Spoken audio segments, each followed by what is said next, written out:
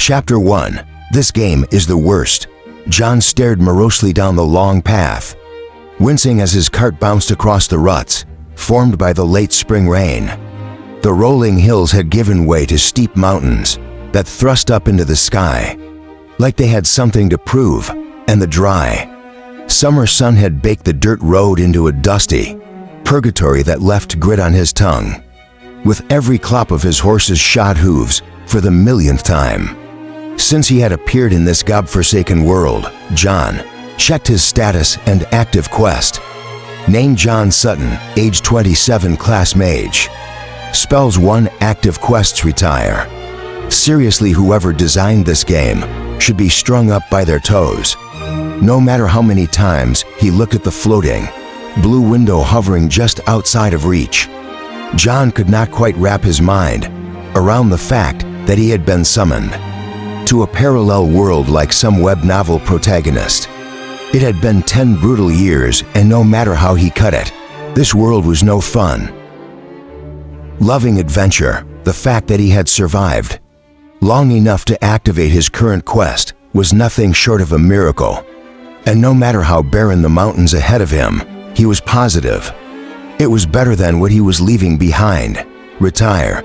You have been discharged with high honors by the Royal Lupian Army and granted a deed to a small farm in the Rabane Mountains at the frontier village of Fairford. Speak to the village leader to claim your land. Spitting to try and clear the dust from his mouth, John stared ahead at the mountain path, no shorter than it had been when he looked a moment ago, and sighed, forcing down the annoyance that smoldered in his chest. If I ever find the person who created the summoning spell, I swear I will visit such wrath upon them that their ancestors feel it. Alas, the spell and its creator were long gone, burned to ash in the ruins of a city far from the Rabane Mountains. The grumbling had long become a habit, and, after sending a few more choice curses into the ether, John settled into his other habit, pulling mana from the air around him, breathing it in and circulating it through his lungs and into his heart. Like liquid fire, the pure essence of the world poured into his body, causing a burning glow to light up his half-closed eyes. Breathing out the impurities he had piloted from the ambient manner, he could sense them igniting under the heat, manifested by his gaze, paying careful attention to bend all the heat his manner breathing cycle was generating back into his body. To avoid accidentally killing his horse, John passed the next few hours in the oblivion of meditation. He would have continued, but the path finally changed. As the cart arrived at the top of the mountain that he had been climbing, taking one final breath, John held it, letting the liquid fire running through his veins sear into his bones and muscles. The process was as excruciating as always, but not a twitch crossed his face as the pain rolled through him. Once it faded, John opened his eyes and stared down across the short valley that spread out at his feet, roughly 60 miles wide and only 15 miles long. The valley contained everything a picturesque valley should, and for the first time in 10 years, John felt a sense of genuine happiness washing over him. Thick green forests covered most of the valley, with small patches of green and yellow fields concentrated around a small village at the foot of the mountain path. A river wound its way through the valley, appearing from the woods and then vanishing into a gorge further down the mountain range, reminding John of a silver belt he had once seen, discarded among the crumpled covers of a bed. Taking a closer look at the village, John could hardly suppress the sigh that rose to his lips. He had fought hard for this chance, and nothing in the entire world would stop him from achieving it. Come hell or high water, he was going to retire.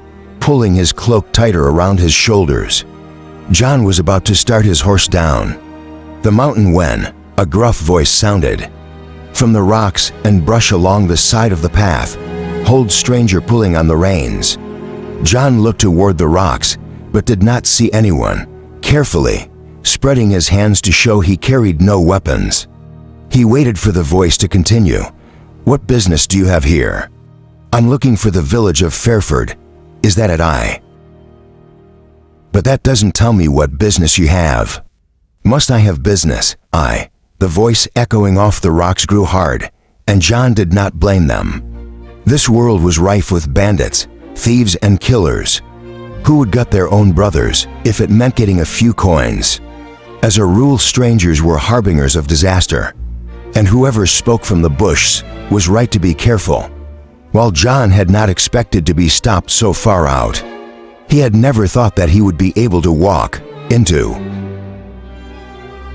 the village unchallenged, as villages that did not secure themselves soon vanished. "My name is Sutton. I should be expected by the village leader. I've been granted the Burrows homestead." Silence followed John's words, stretching so long that he began to wonder if the man who stopped him had just decided to leave, tired of watching his horse flick its tail. John looked at the rocks again, just in time to see a lean hunter in stained leathers. Standing up, a heavy crossbow was held casually in the crook of the hunter's arm. But the practiced way he controlled its swing spoke 2 years of use. "The name is George," the hunter said, giving him a nod. "A path is straight, and the first big house in the village is the leader's place. You'll want to see him before you go out to the Burrows homestead, on account of you being a stranger." "And what?" "Thank you, George. I appreciate the help, and once I'm settled in, I'll have to have you over to share a cup of wine, perhaps." Speak to the village leader first, sensing that he was less than welcome from George's steely gaze and non-committal grunts. John just smiled and nodded and clicked his reins, starting his cart down the long path that led to Fairford. The clear mountain air was deceptive, and despite the village being clearly visible from the top of the mountain, it took John nearly 2 hours before he finally arrived. By the time he made it to the first few buildings on the edge of the village, he was completely covered in dust from the road. So he stopped his horse to try and make himself look presentable. Untying his cloak and tossing it into the back of the cart, he did his best to brush the dirt away from his body, sighing again when he just made himself look even more disheveled. If this was a normal game world, there would be an easy clean function, or better yet, I wouldn't get dirty in the first place. The village leader's house was easy to find, as it was the only two-story building in the entire village, apart from the inn that sat just off the village square.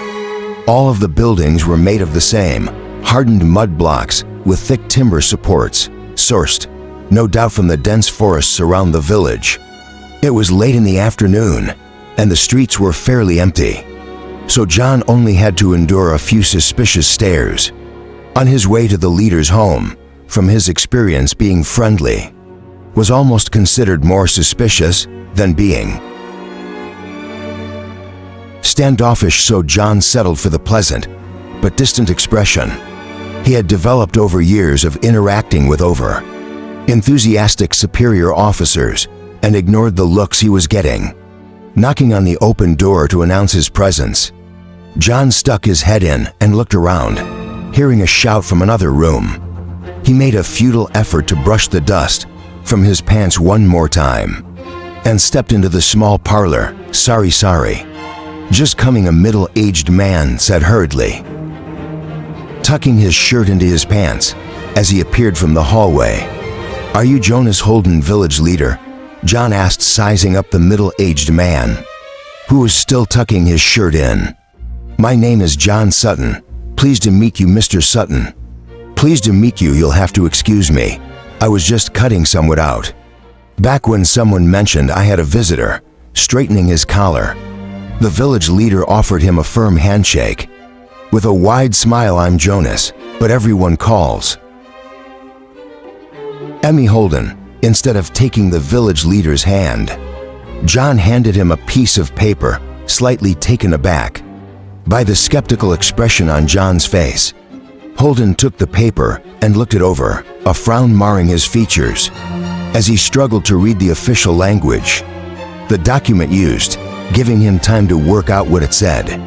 John took the opportunity to examine the village leader. A bit closer, thick hands and forearms spoke 2 years of work, and the man had not quite managed to clear the sweat from his hairline. A leather vest, bearing the village's heraldry on its right breast, had been hastily thrown over Holden's linen shirt.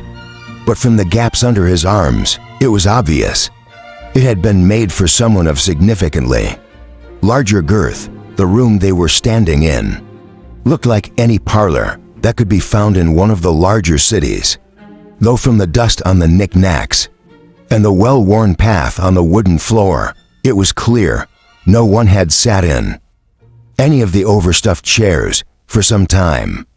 "I see you are actually looking for my father. We share a name," Alden said, waving the paper. "He's been dead these for years. Otherwise, I'd take you to meet him." We submitted the paperwork with one of the traveling merchants after I was elected to take up the role of village head. But I still haven't received the official notice.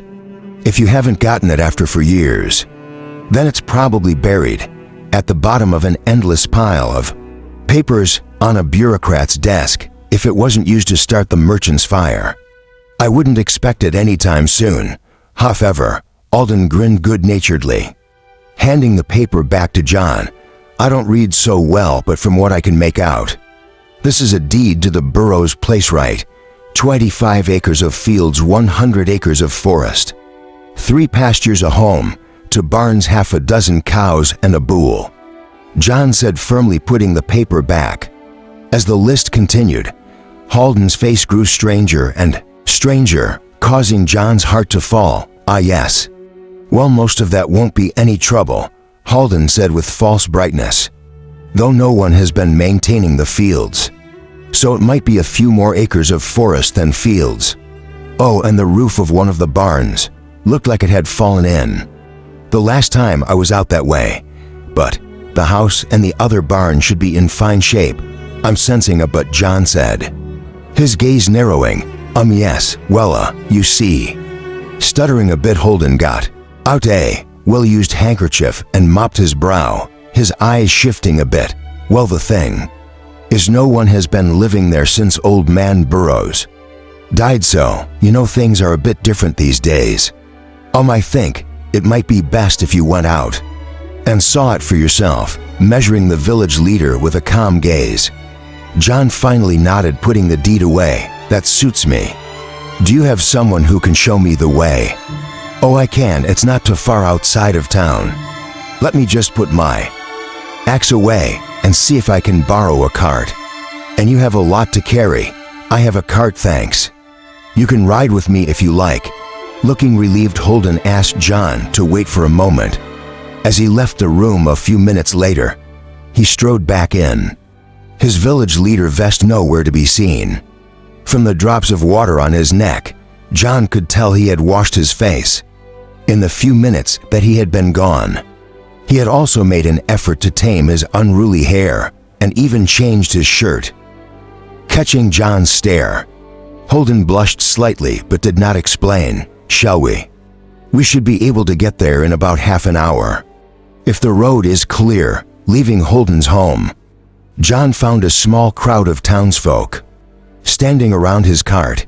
Most of them maintained a good distance, but there was one man who was standing closer, his head and neck craning as he tried to see what was in the back of the cart, getting a fright when he noticed John and the village leader approaching. He coughed and shuffled back into the crowd, quickly earning himself jeering looks from the rest of the townsfolk. "Hey, move away, Holden said briskly, waving for the gathered people to get out of the way. "Aren't you going to introduce your friend Halden?" "Not that it's any of your business, Martha, but this here is Sutton. He holds the deed to the Burrows place, and will be taking over there. He'll be our new neighbor." Feeling the townsfolk's gazes, John gave them a small smile and nodded a greeting, making sure to tip his hat to the few ladies present. The gentlemanly motion earned him a few smiles in return, and even one curtsy from a young lady who had been standing behind. The middle-aged woman Holden had called Martha. "Well, nice to meet you, Mr. Sutton," Martha said, pushing her daughter back behind her. "And you, ma'am," giving one last nod to the crowd. John backed up his horse, turning the cart and climbing up. Holden scrambled up next to him, and they started out of town, leaving the crowd behind. Chapter 2: Bouncing along the road that led out of town. John did his best to avoid the largest ruts, but it was clear from its state of disrepair that it was rarely used. The houses quickly gave way to gently rolling hills, covered with fields and small stands of trees. Following the winding road until the town disappeared, John and Holden sat in silence, listening to the thud of the horses' hooves on the dirt. Sensing Holden's nervousness, John glanced at him. "So have you lived here your whole life?" Shocked out of his stupor by the sudden question, Holden turned to look at John so suddenly. He nearly fell off the cart, gripping the side of the seat. He recovered his balance and nodded. Yeah, I have born and raised." "How did your father become the village leader?" "Well, actually, when he was young, he served in the military as an advanced scout. He managed to survive long enough to get a discharge after the Battle of Torrens Plains," Holden said, pride clear in his voice. "Wow, I heard. That battle had something like a 90% casualty rate. How did he survive?" Obviously passionate about the story. Holden nodded excitedly, his ruddy face glowing with pride. The way he told the story, he had been part of some forward action, but their unit was hit by the enemy kingdom's mage. Walden paused, glancing at John from the corner of his eye, to see if his words would have the intended impact. Seeing the shocked expression on John's face, he nodded seriously.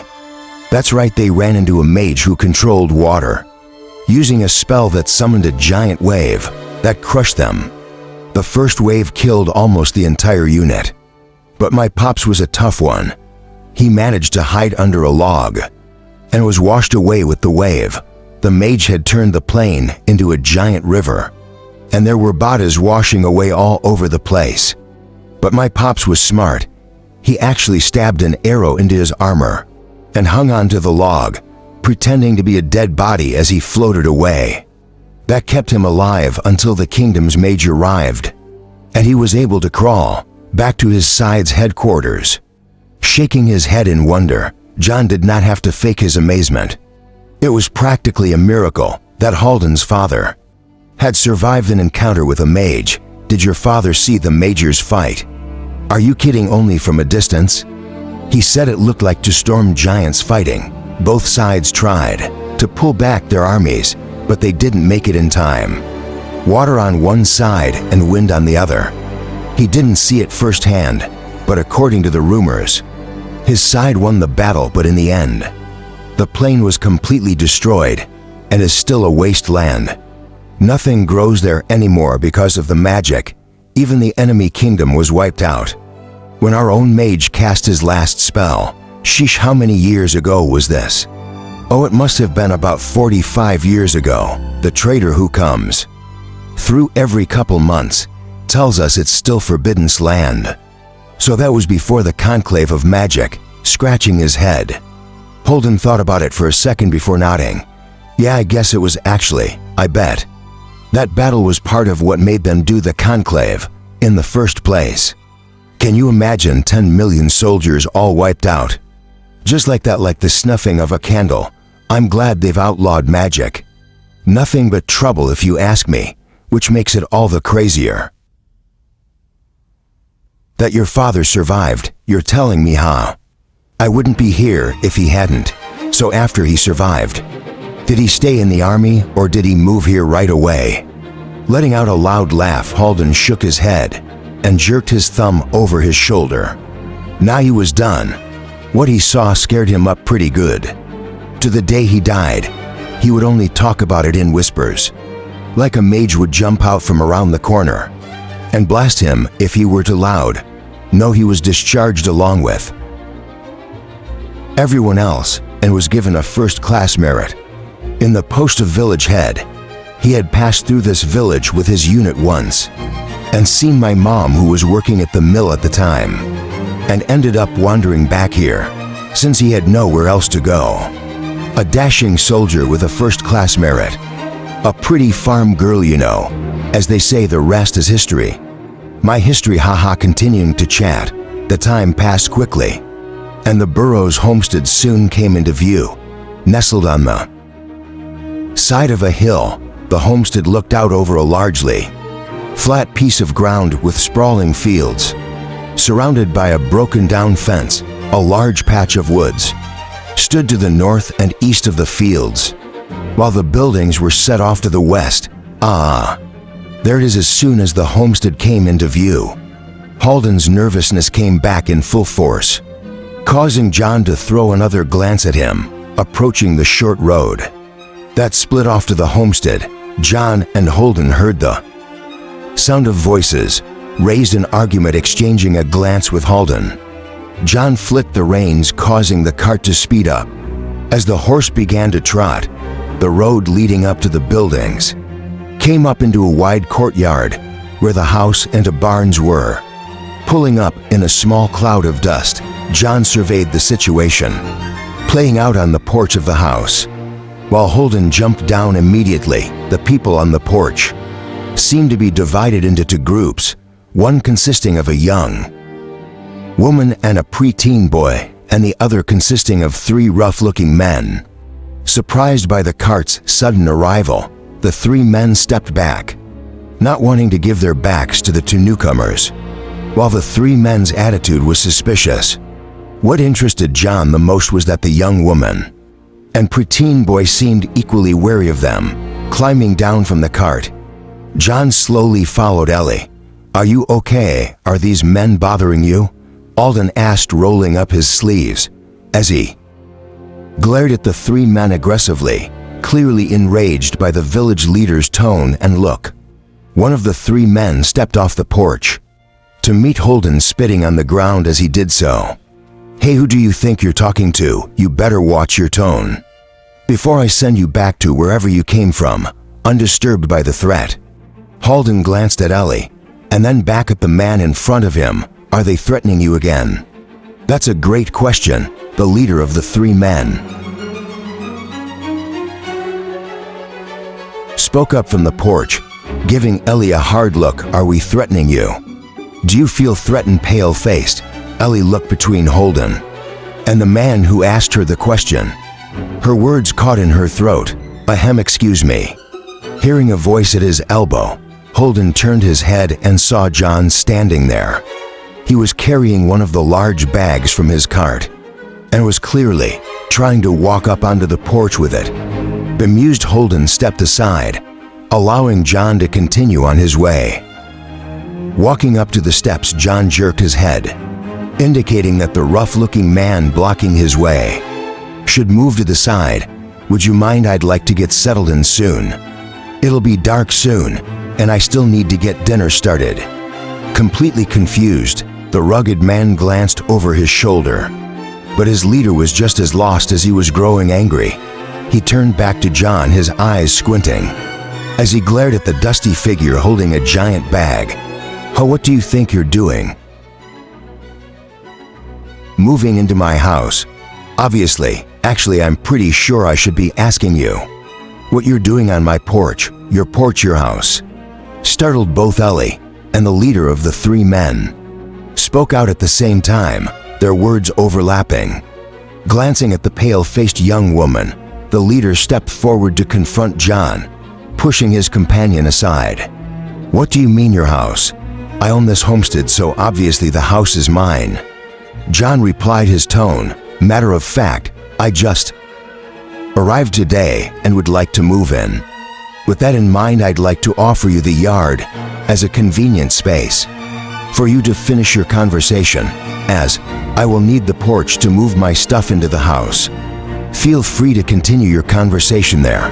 New to the area, huh? That explains a lot. Do you have a deed for this place?" the leader of the men asked, his expression hard. 25 acres of fields, 100 acres of forest, 3 pastures, a home, 2 barns, 6 cows, and a bull, John stated. "Not missing the flicker in the leader's eyes when he mentioned the cows and the bull. Staring down at John, the leader suddenly smiled and walked down from the porch, gesturing for his 2 men to follow him as he walked into the yard. He patted John on the shoulder. "Is that right? Good to know this place has an owner. Ellie, I'll be waiting over here to finish our conversation." Continuing up onto the porch, John found himself face to face with the young woman and the preteen boy. Trying to say something, the boy was muffled by Ellie's hand as she dragged him to the side. "Thank you, miss."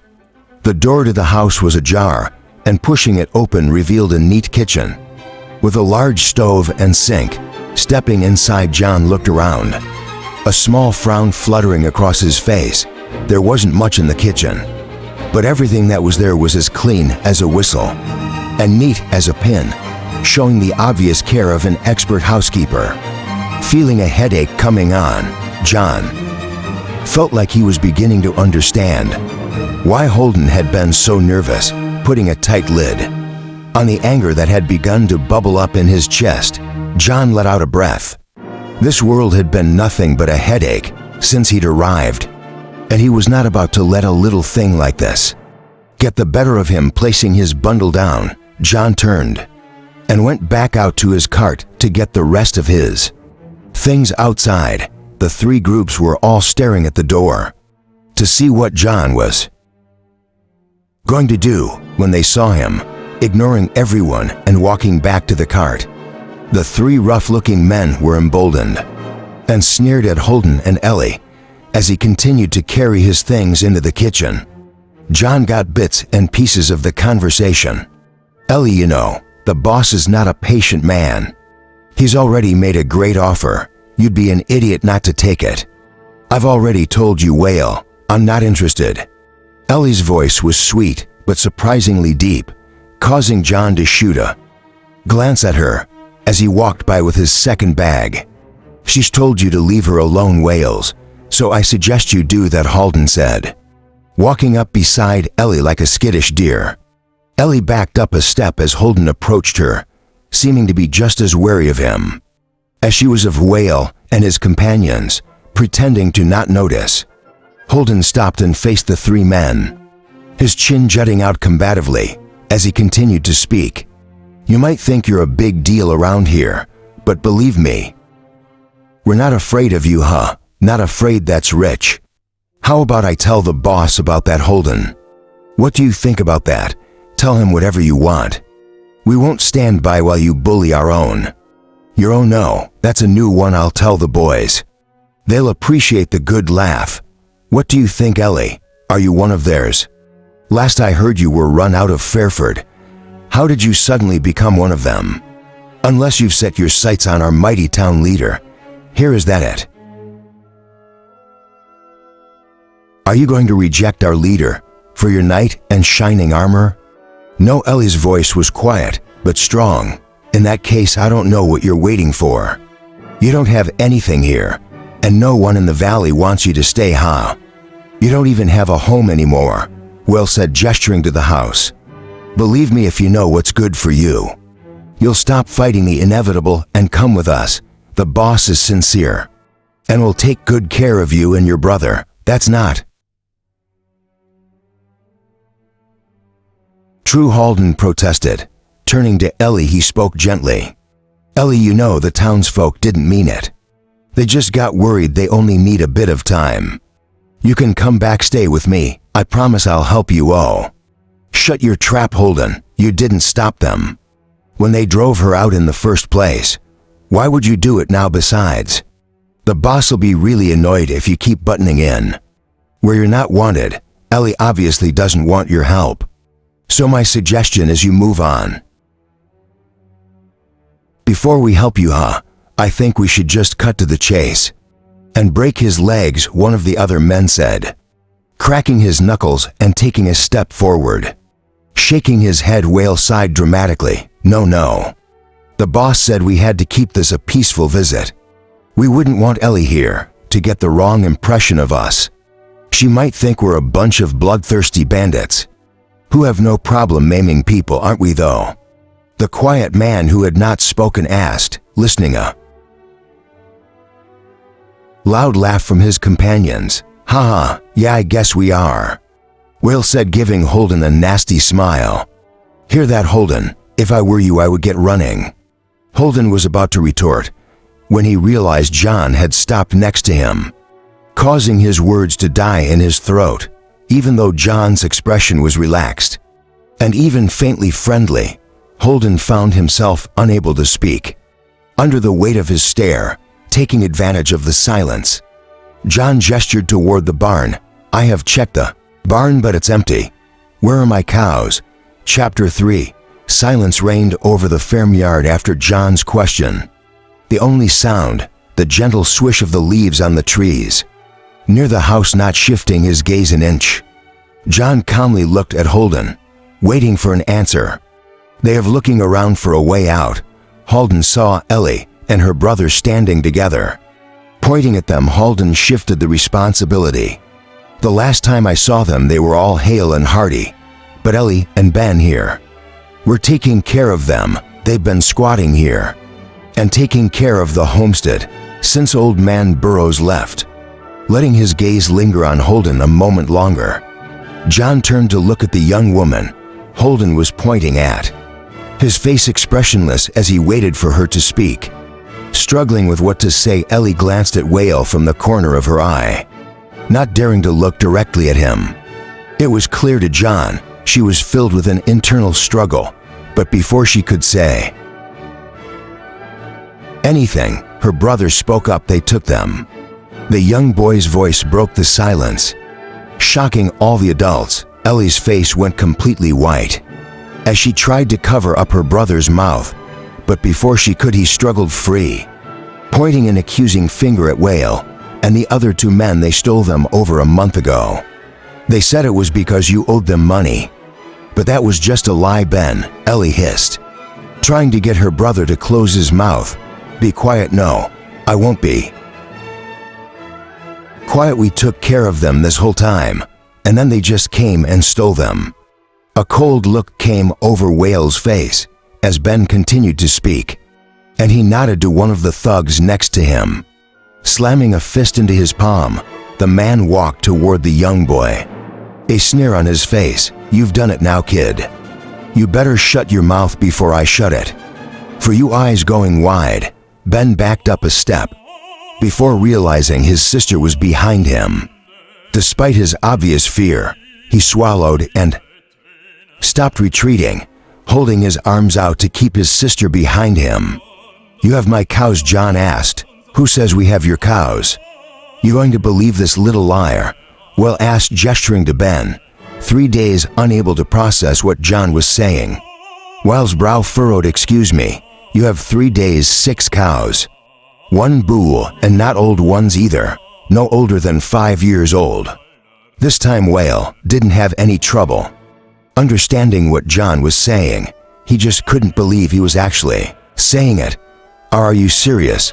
Thinking for a moment, John nodded his head, meeting Whale's gaze squarely. "I'm always serious. In fact, I'm so serious it might as well be my middle name. John Sirius Sutton. You have 3 days." Turning away without giving Will a chance to speak, John looked at Ellie and Ben. "You've been taking care of this homestead, right? Thank you for your work. Now if all of you would excuse me. You're welcome to carry on your conversations, but please do it on the road. I'd like to settle in, and I'm not really ready for visitors." Noting to Holden, John grabbed the last bag from the cart, checked to make sure the barn door was closed and his horse wouldn't get out, and walked into the house, shutting the door firmly, leaving everyone in the yard speechless. He had already seen the kitchen, so he carried his stuff further into the house, checking it out. Besides the large kitchen, the house consisted of a small sitting room, a bathroom, and 3 other small rooms. One of the small rooms was acting as a storage room, though from the dust on the empty shelves, it was clear it hadn't been used in a long time. The other 2 rooms were also nearly empty, but there were thin mattresses on the floors, so John assumed they were being used as bedrooms. The entire house was almost completely devoid of stuff, making it clear just how poor the current occupants were. Going back to the kitchen, he got a loaf of bread and some dried meat. Out of one of his bags and a pot out of another, the kitchen had a sink with a pipe sticking out of the wall above it. Sliding the stopper back, John was pleasantly surprised to see a stream of clear water pouring out. The water was bone-piercingly cold, and John figured it must be connected to some sort of underground stream, filling the pot. He recapped the spigot and carried it over to the stove. A small stack of wood set next to the stove, and taking a few pieces, John stoked the coals, quickly starting a fire as he put the pot on the stove. He heard some shouting in the yard. Outside, a deep frown crossed his face, and he slammed the package of meat and spices he'd been about to dump into the pot onto the table, stomping over to the door, throwing it open with a bang. He glared out at the people who were still in the yard. "I thought I made myself clear. Get yourself off my property now, like a deer caught by a hunter." Holden stared at John blankly, while Whale and the other two thugs looked at each other. Ellie pulled her brother close and started to back up, but before she could distance herself from Whale, he stepped forward and grabbed her arm. "You heard the gentleman, we better go."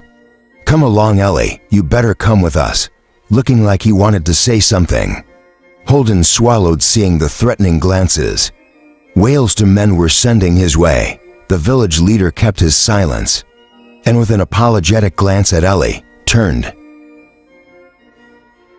and left.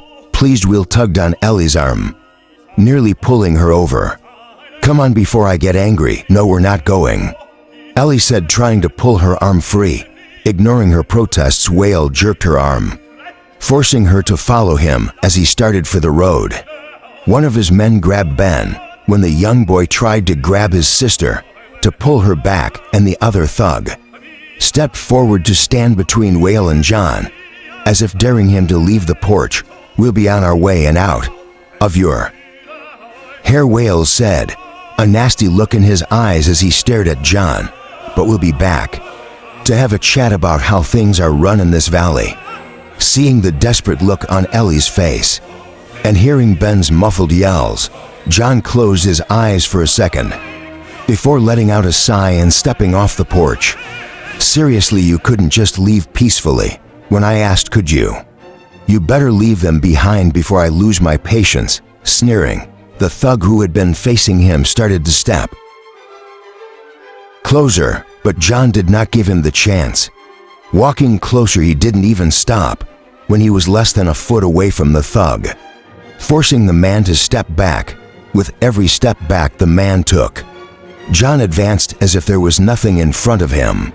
It was only when the thug nearly bumped into Whale that John stopped. Looking past the thug at Whale, John pointed at Whale's hand. "Let go," about to snap back. Well, stopped before the words left his throat. From the corner of his eye, he could see the hand of the thug, who John had backed up. The man had his fist clenched so tightly, his knuckles were white. But that still wasn't enough to suppress his trembling. Looking again at John's calm expression, Will carefully let go of Ellie, who ran to grab her brother from the thug who held him. Seeing Will's action, the thug gave his boss a confused look, but still let go, letting Ellie take her brother, stepping back. Whale and his men left without another word, but before they made it out of the yard, they heard John's voice, "Don't forget my cows." Flinching, Whale was about to spin around and come back, but thought better of it after seeing his trembling subordinates speed up in the yard. John let out a sigh and kicked the ground morosely. So much for staying low profile. Turning around, he saw Ellie and Ben staring at him, their eyes wide and their pale faces. For the first time, John got a look at the two of them, noting their thin faces and straw-like hair that showed a clear lack of nutrition. Both of them were wearing old clothing that showed many signs of repair. But like the inside of the house, they were meticulously clean. Ellie appeared to be about 20 years old, though the calluses on her hands and the clear worry around her eyes made her look older. There was a faint beauty to her face, mostly centered around her expressive eyes. But at the moment, the stress of the situation caused her to look drawn out and strained. For a moment, John just stared at Ellie, his expression unreadable. Sensing that his sister was growing worried, Ben stepped forward, his expression fierce. "We aren't leaving. You may be able to drive those other people away, but this is our home. You can't have it. You can't make us leave." Taking it back by the fervor in the young boy's voice, a deeply buried memory streaked through John's mind, causing his spirit to tremble. A hot wind started to blow the dirt of the yard into the air, but John forced the feelings down ruthlessly. Looking around the neat farmyard, he pondered for a moment and then turned away. Walking up onto the porch, "We'll talk about it tomorrow," staring after him as the door slammed shut. It was Ben and Ellie's turn to be speechless. "Do you think he'll make us leave tomorrow?" Ben asked, all his bravado replaced with quiet panic. "Not if I have anything to say about it," Ellie replied, pulling Ben into a hug. "We know this farm and you'll need someone to help. Just leave it to your big sister." Walking confidently toward the house, Ellie made sure to keep the worry overflowing in her heart off of her face, quelling the slight tremble in her hand as she reached for the door handle. She swallowed and then pushed the door open, walking into the warm kitchen, Ben following behind her. The fire in the stove was blazing merrily, and the pot of stew bubbling happily filled the room with a mouth-watering smell, stopping short at the sight of John sitting at the kitchen table, carefully peeling an apple. Ellie felt the confidence she was projecting draining away, but she forced herself to maintain the facade. Finishing the apple, John looked up. Meeting Ellie's gaze, to his surprise, she just smiled at him and moved past the table to a cabinet, getting out 3 bowls, 3 plates, 3 cups, and 3 spoons. Returning to the table, she carefully set out the dishes, returning to add well-worn cloth napkins under the spoons. Once the table was set, she opened another cupboard and pulled out a cloth-wrapped loaf of bread. Carefully cutting off 3 thin slices, John watched her as she put a slice of bread out on each plate, her motions careful, as if she was handling something incredibly precious. Returning to the cupboard again, she reached for a small pot, trying to open it in a way that John couldn't see into it. Shoulders stiffening, she hesitated for a moment and then put the little pot back and returned to the table, a slight blush of embarrassment on her face. Realizing what was going on, John pretended he hadn't noticed. Rising, he walked over to the stew to see how it was doing. Scooping up a spoonful, he didn't bother blowing on it, just shoved the scalding liquid into his mouth. Smacking his lips, he frowned and added a bit more salt and pepper from a pouch next to the stove. Giving it another stir, he tasted it again and nodded. "I can get it," Ellie said brightly, coming over to get the pot, only to wither under John's calm stare. "Sit down quickly." Sitting down, Ellie couldn't help but feel like the room was incredibly warm. All of a sudden, Ben seemed oblivious as he hurried to get into his chair, his eyes never leaving the pot of soup, except when they would stray to the peeled apple sitting on John's plate. Picking up the pot, John carried it to the table and set it down. Picking up Ben's bowl, he scooped some of the chunky stew into it and held it in his hand for a moment, staring down at it in the middle of reaching to take it. Ben froze when he realized John wasn't moving. Looking at his sister, he realized she was just as unsure as he was about what was going on. But a moment later, John placed it down in front of the boy like nothing had happened. Repeating the process with Ellie's bowl, he finally ladled some stew into his own bowl and sat down at the table, picking up his thin slice of bread and starting to dig in. Seeing him begin eating, Ben wasted no time. quickly scooping spoonsful of stew into his mouth. About to warn him it was still boiling, Ellie was startled to see her brother had no trouble eating the stew at all, despite the fact that he was practically inhaling it. Cautiously tasting the stew herself, she was surprised to find it was hot, but not so hot that it burned. Even more important, the taste was unlike anything she had ever eaten. It contained a richness she'd never experienced before. And as the hot stew settled in her stomach, she found herself abandoning all sense of decorum. Just like her brother looking up from his own stew, to see Ellie and Ben devouring the food as if they had been starving, John frowned and reached out to touch the side of the pot. "Slow down, there's plenty." No sooner had he spoken than Ben reached for the ladle, scooping more stew into his bowl.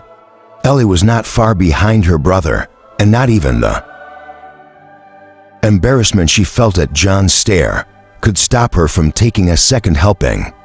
Carefully dipping his bread into his stew, John calmly ate his food, while the siblings inhaled the entire pot of stew. Cleaning it out so thoroughly, John began to doubt he had cooked any stew in the first place. Picking up his knife, he cut the apple into 3 sections and placed a section on Ellie's and Ben's plates. Suddenly self-conscious, Ellie stared down at the apple and then up at John. Ben had no such compunction and gobbled his down in a few bites. Licking his fingers, he eyed Ellie's apple. Realizing her food was under a significant threat, Ellie quickly bit into her piece of apple. Her mouth still full, she tried to thank John, but only managed a garbled sentence. He waved off, "I'm using the back bedroom." Leaving those parting words, John stood up, picked up his knife, and left the kitchen, leaving Ellie and Ben to clean up. Chapter for that night. After tossing the thin mattress in the room he had chosen into the hall and setting up his own, more comfortable mattress on the floor, John dreamt of flames, screams, and burning steel. He found himself on an endless plain, filled with dying soldiers, their flesh burning away, leaving nothing but charred skeletons that stretched their bony fingers toward him, even as their armor dripped from their arms.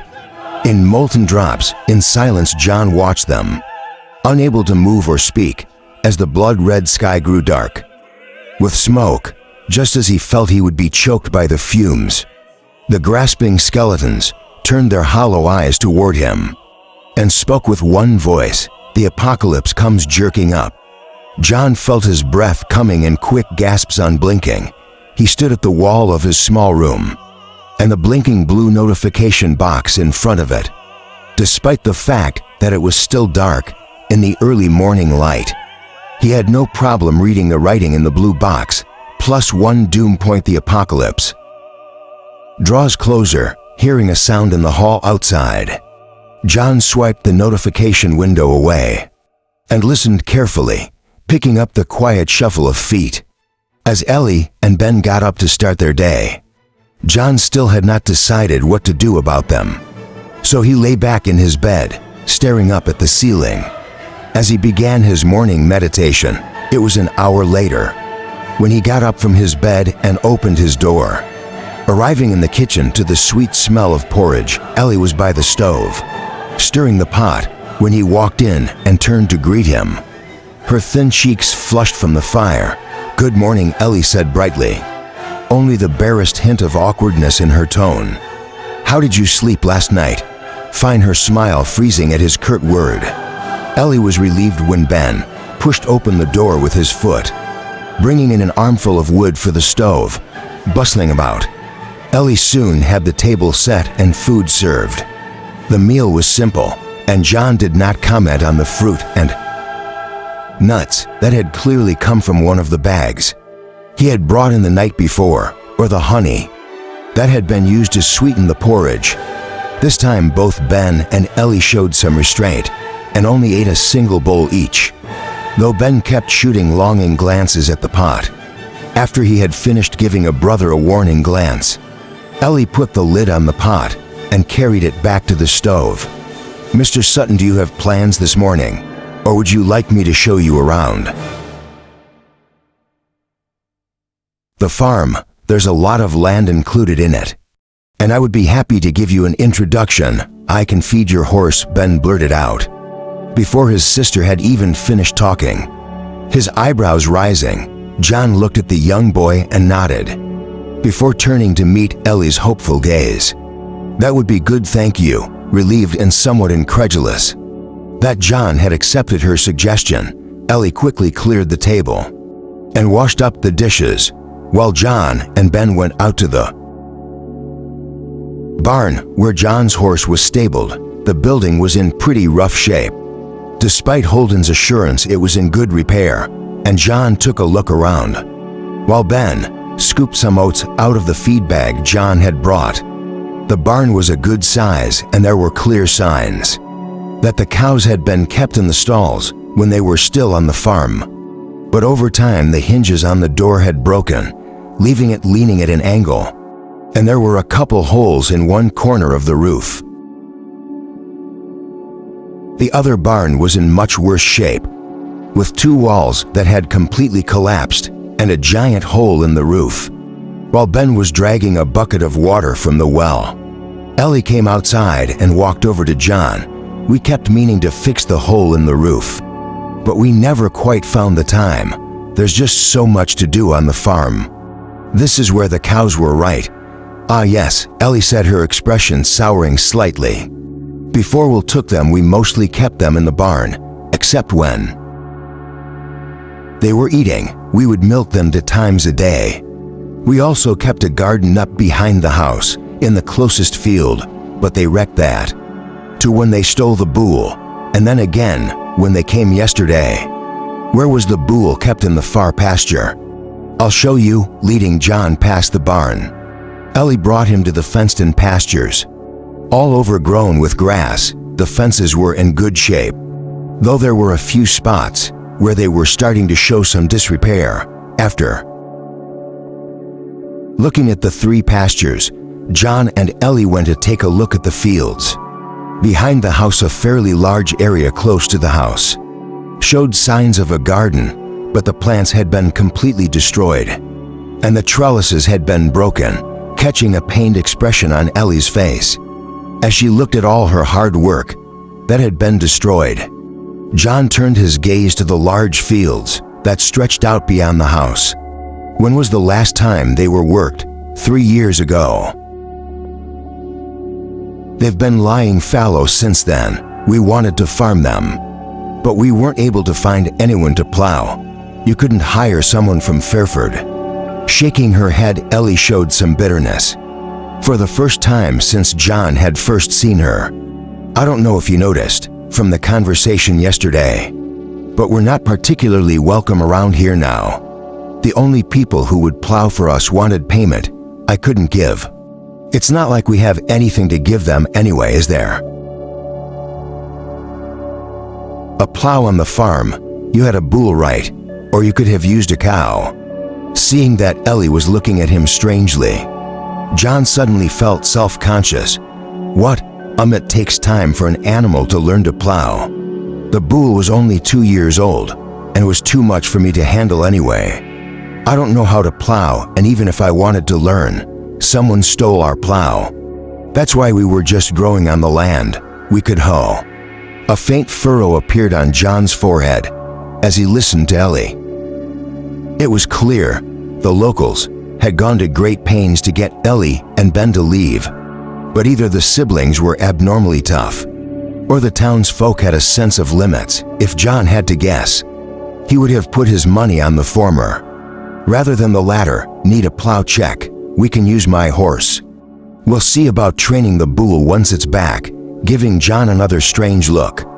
Ellie held her tongue. In the 3 days before that, I'll take a look around the woods and get a good lay of the land. What are you and your brother going to do? Biting her lip, Ellie glanced at John, only to see he was staring straight at her. His face set in his normal, unreadable expression for a moment. She considered trying to play on his sympathies, but something in the back of her mind warned her that was the wrong tack to take. Instead, she squared her shoulders and looked back at him. "We're staying here. This farm is too big for one person, and you'll need help. I can work hard and so can Ben. I can even cook and clean." To Ellie's surprise, John just nodded and turned away, his eyes scanning the far edges of the field. The farm was surrounded by thick forest, and it was clear where the forest had begun to creep into the fields. How was the hunting in the surrounding area? There are deer and hare and squirrels. Ben has had some luck with deadfalls for the smaller animals, but there are wolves and bears in the woods. So we try to stay close to the house. There are also some fish in the river, but that's an hour hike. So we've only gone over there when we were desperate. For now we'll use the food I brought. Her eyes lighting up, Ellie tried her best to keep the relief she felt out of her voice as she continued to introduce the farm to John. But as soon as he wandered off to check out the woods, she couldn't help but clutch her brother and cry quietly, despite being across the field and about to enter the woods. John heard the sound of Ellie crying and frowned, resisting the urge to glance back. The woods were quiet, but thanks to his mana-enhanced hearing, they seemed to be teeming with life.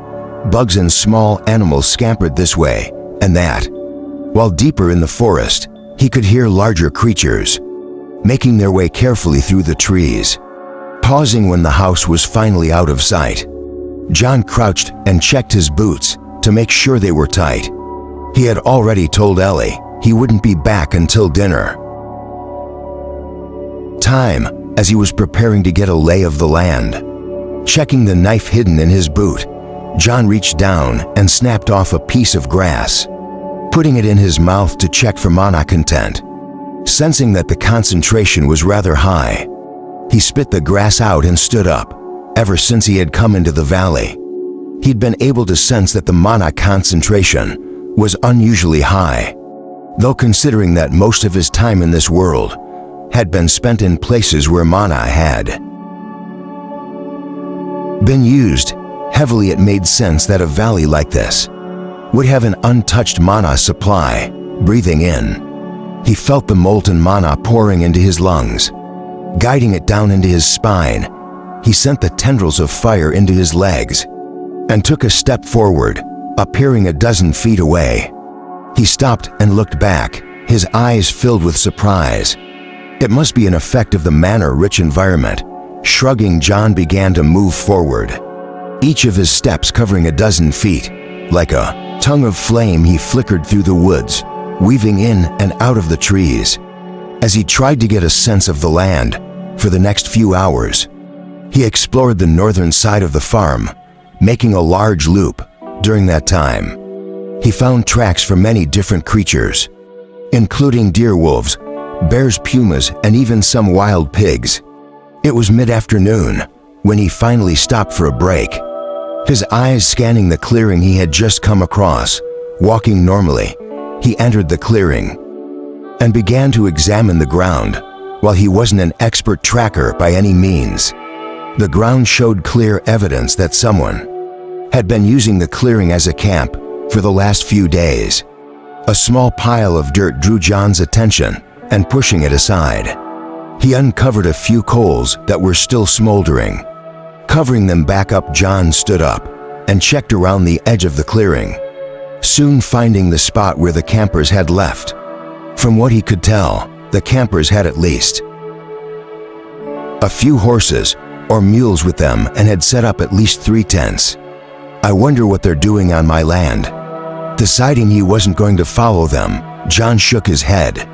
He had already started to think of the homestead as his, despite having only arrived the day before. Chuckling to himself, he continued his tour of the woods, arriving back at the farm just as the sun was starting to dip past the mountains. Walking across the pasture, he ducked through the fence and entered the barn to see how his horse was doing. Though he had no particular attachment for the creature, he knew he was going to need it to help with farm work, so he thought he should at least make sure it was well fed. Seeing that Ben must have fed it, John nodded to himself. It was clear the siblings were meticulous and serious about making themselves useful. After patting the horse's neck, John took a look at the harnesses hanging up on the wall to see what sorts of things he would need to get for the plow. He had never plowed before in either world and was curious to know how it would go.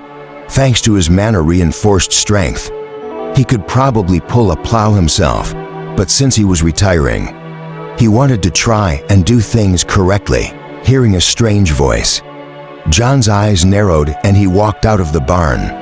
After patting his horse again, a group of 5 people leading to pack animals had stopped at the end of the farm's road, debating quietly among themselves if they should go up and knock on the farm door.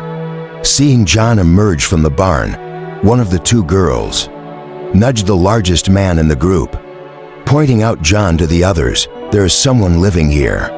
See, I told you. Fine, we can go ask." Just then, Ellie came out of the house and saw John standing by the barn, staring down the lane at the 5 people who were walking up to the yard, opening her mouth. She hesitated for a moment and then kept quiet. The group of 5 was made up of 3 men and 2 women, all dressed in solid leather armor, the mark of a high-quality adventuring team.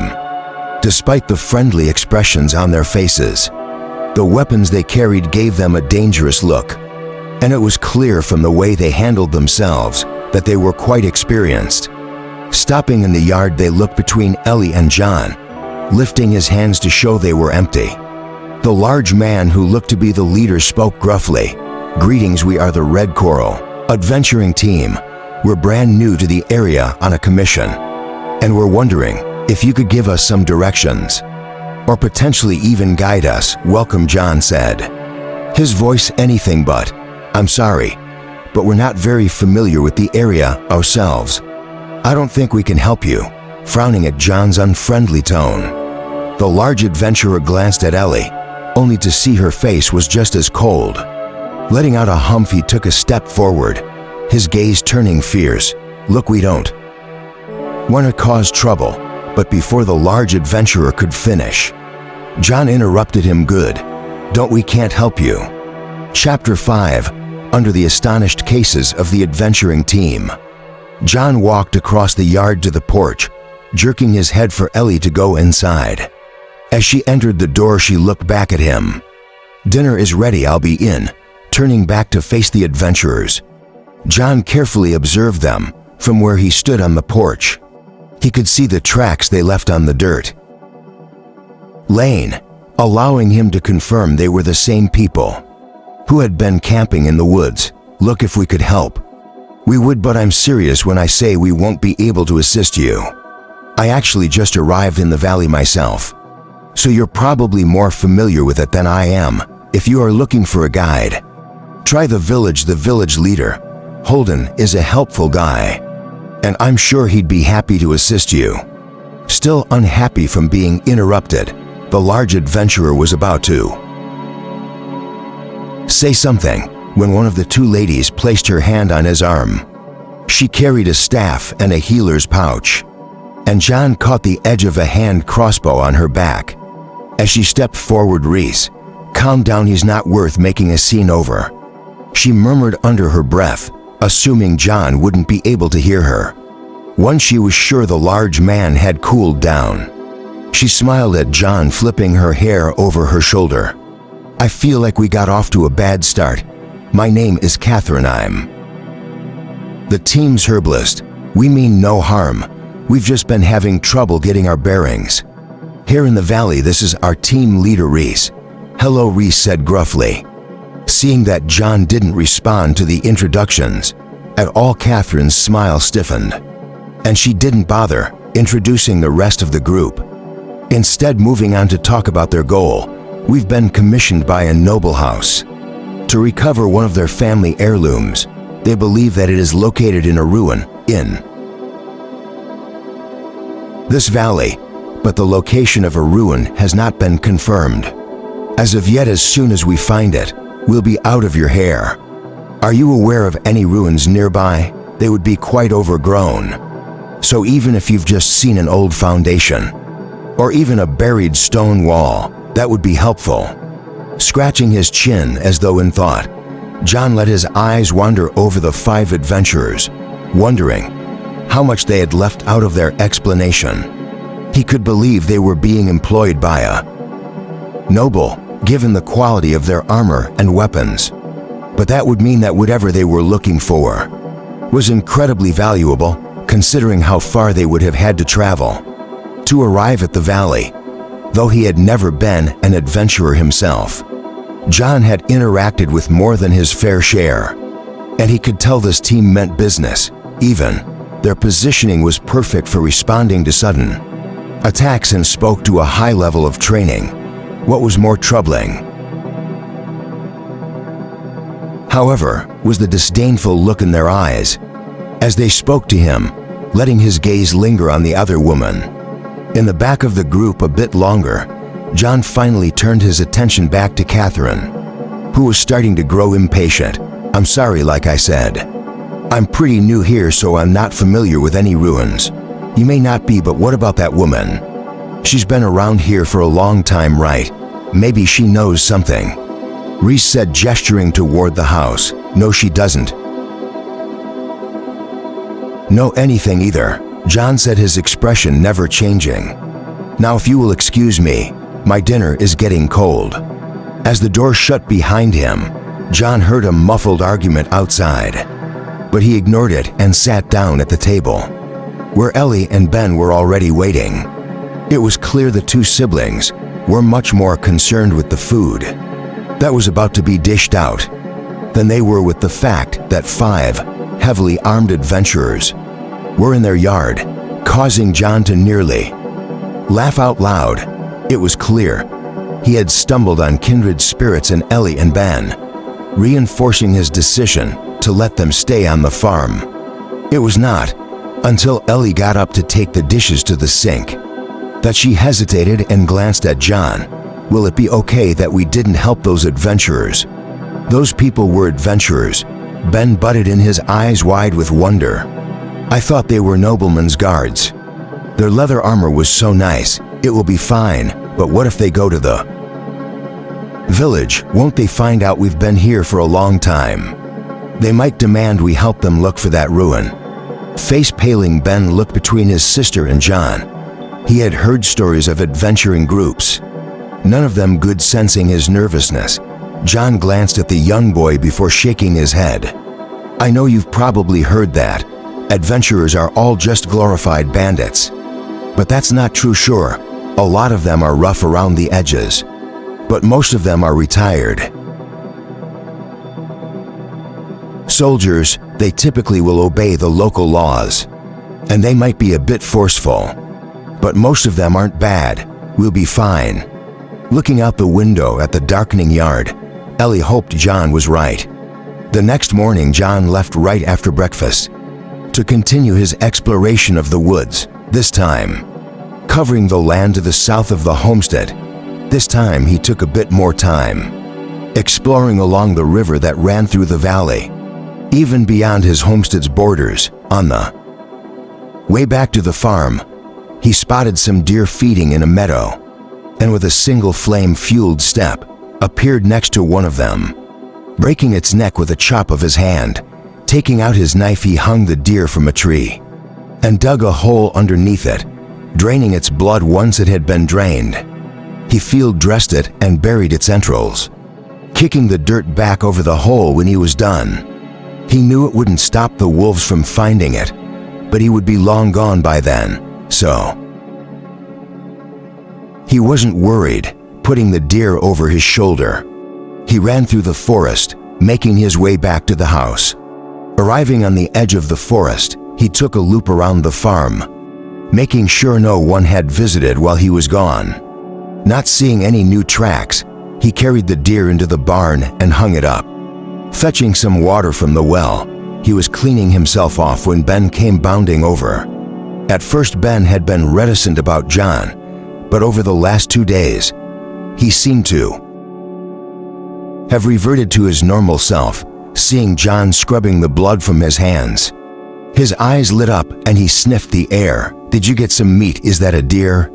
"Wow, how did you catch a deer?" Without speaking, John's hand twitched and his knife appeared in it.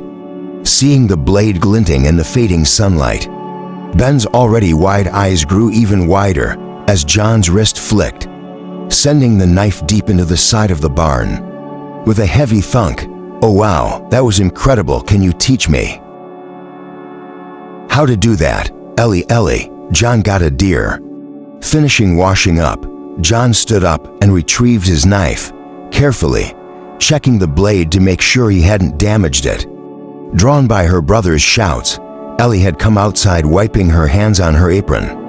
"Ben, I told you call him Mr. Sutton. John is fine, we'll smoke the meat tomorrow. I'm thinking of using the broken barn. I'll convert it into a smoking shed. Let me know if you want any cuts and I'll pull them off."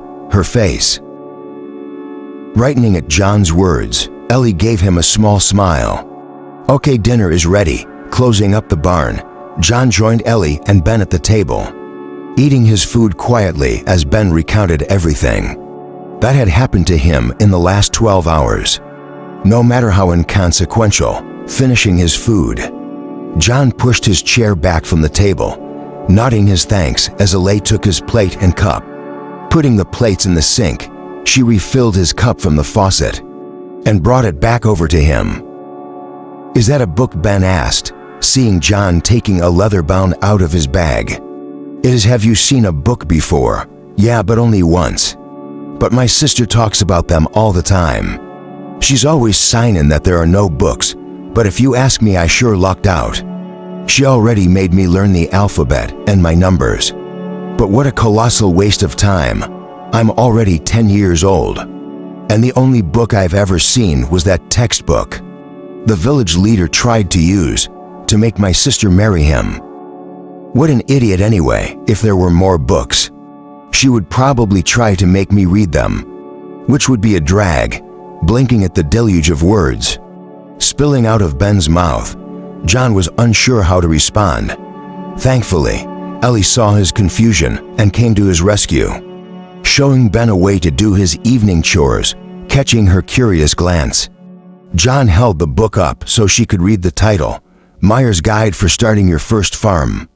"Is that a book about farming?" Are you reading that because I have no idea how to farm. This is my first time owning a farm." I didn't know that." Lapsing into an embarrassed silence, Ellie busied herself with the dishes, while John quietly read his book at the table. She had just placed the last plate on the drying rack when he spoke quietly, his eyes never leaving his book. "Where did you learn to read?" It was a long time ago, when I was a little child." "It's impressive how much you remember, and that you taught Ben to read. It was a good way to keep him occupied when he was a child, but he's much more interested in playing and getting dirty. Now, he's quite a lively kid. That's good. It's easy to lose that spark in this world, so it's commendable that he's kept it. I picked up a few books when I left the capital. I don't know if they'll be to your taste, but you're welcome to read them." Standing up from the table, John opened up his bag and got 4 books out, placing them on the table for Ellie to see, her fingers trembling. Ellie ran her hands along the books, a faint expression of longing in her eyes, letting out a slight sigh. She bowed her head to John as she thanked him. "Thank you. I admit I have missed books tremendously, but they are so rare out here." Suddenly unsure what to say, John just nodded and returned to his book. Thankfully, Ellie was too engrossed with the books to realize how awkward he was feeling later that night as he sat in his bed meditating. John's mind wandered back over the earlier conversation. Ellie hadn't struck him as an educated woman, but it was clear from her response to the books that there was more to her than appeared. At first blush, not like she's the only one with secrets. Oh well, I don't need any more trouble than I already have. The next day, waking to another notification that the apocalypse was drawing closer, John got up and got to work on the broken down barn, taking an axe he found in the horse barn. He walked over to the woods and found a tree that was about 9 inches in diameter and 25 feet tall. Looking between the tree and his axe, he scratched his head. Can't be that hard, right? Loosening his shoulders, he swung the axe into the tree, letting out a frown when it just bounced off, thinking he had swung it too lightly. He put some power behind it and was pleased. When the axe bit deep into the tree trunk, trying to pull the axe out, he realized it was completely stuck, pinched by the weight of the tree. Looking around to make sure no one was nearby, he gripped the handle of the axe and pushed sharply on the tree with his other hand. Crack snapping off where he had cut into it, the tree trunk fell over, its branches breaking as they caught other trees. With a light cough, he lifted his axe and lopped off the branches. To make it easier to pull it out of the forest, all morning, he cut trees and dragged them out of the woods, potting them up near the broken down barn. Eventually he got the hang of the axe and was able to chop them down cleanly without having to resort to his mana-enhanced strength. After a brief stop for some lunch, he cleaned the trunks and cut them down to the right lengths. The broken down barn had standing walls, so he cut logs to match them, and after smoothing the top and bottom of the logs, he notched their ends and began stacking them up, quickly forming to new walls using the leftover logs.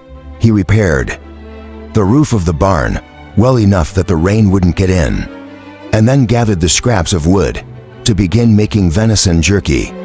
Later that night, as they were finishing dinner, John put down his spoon and looked at Ellie and Ben. "Tomorrow I'll be going into town. You should come with me. Make a list of everything you need from town, and we'll pick it up with the cart.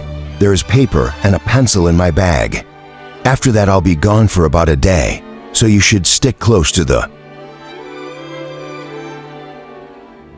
farm, Ben. While I'm gone, you'll be responsible for keeping the fire going in the shed. I'll show you how to do it." "Where are you going?" Ben asked, his tone revealing some nervousness, scooping a spoonful of steaming soup from his bowl. John brought it up to his lips and ate it without blowing on it. Smacking his lips, he nodded at Ellie as he spoke, no emotion in his voice. "To get my cows back." It was early the next morning when Ben helped John hook up his horse to the cart, while Ellie made a quick breakfast for them. Fairford was only about half an hour away, but John wanted to arrive early, enough to commission some work with the local blacksmith on the way into town. He opened up his active quest, reading the changes in the blue notification. "Retire. You have been discharged with high honors by the Royal Pyrian Army and granted a deed to a small farm in the Robaine Mountains at the frontier village of Fairford. You have claimed your homestead, but your cattle are missing." Stifling his sigh, he closed the window and stared at the road ahead. One of the worst features of the game was the absolutely terrible quest descriptions. There was little to no indication what the objective of the quest was, and even after 10 years, he still had no idea what triggered the quests. In the first place, he had heard from other Earthlings that there used to be manuals that explained how the system worked, but by the time he had been summoned, all of that was gone, destroyed by the endless war that raged between the nations. Instead, he had been left to figure out what he could on his own. Lost in his memories, he was about to start his habitual meditation when Ben's voice broke him out of his trance. "Phew, it's really hot this morning." Stiffening, John hastily dispelled the mana he had been unconsciously gathering, causing the temperature to return to normal. Coughing to hide his embarrassment, John clicked the reins, urging his horse on. When they finally reached the entrance to the village, the sun had risen over the mountains, bathing the valley in soft golden light. People were starting to stir, but John ignored the stares, and after dropping Ellie and Ben at the grocer to begin shopping, asked her where the blacksmith was. Following her instructions, he headed down one of the side streets and soon found the open-air forge despite the early hour. The blacksmith had already gotten started on his work for the day, the ringing of his hammer acting as an alarm clock for his neighbors. Looking up between strikes, the blacksmith saw John pull up and transferred the bar he had been pounding back into the forge while his apprentice pumped the bellows. He wiped soot-covered hands on his apron, only succeeding in making them dirtier. "Morning," John said, getting down from the cart. "Morning, what can I do for you? I'm looking for a plow. Something that a horse or a bull could pull. You must be the one who took over the Burrows place." "Sutton, right. The name is Garrett J. A. Garrett. Welcome to Fairford," taking the blacksmith's offered hand. John shook it lightly, pretending he didn't notice the blacksmith's overly tight grip. "Thanks, you can call me John. Do you take custom orders? I'm in the market for a few other things as well." Sure. We have the best forge this side of the capital and should be able to help you with everything you need. I'm pretty sure you're the only forge on this side of the capital," John said with a small smile, laughing loudly. Garrett slapped his thigh and nodded proudly. "Makes it easier to be the best, doesn't it? A plow shouldn't be any trouble, but it'll take a few days, maybe a week. What else do you need?"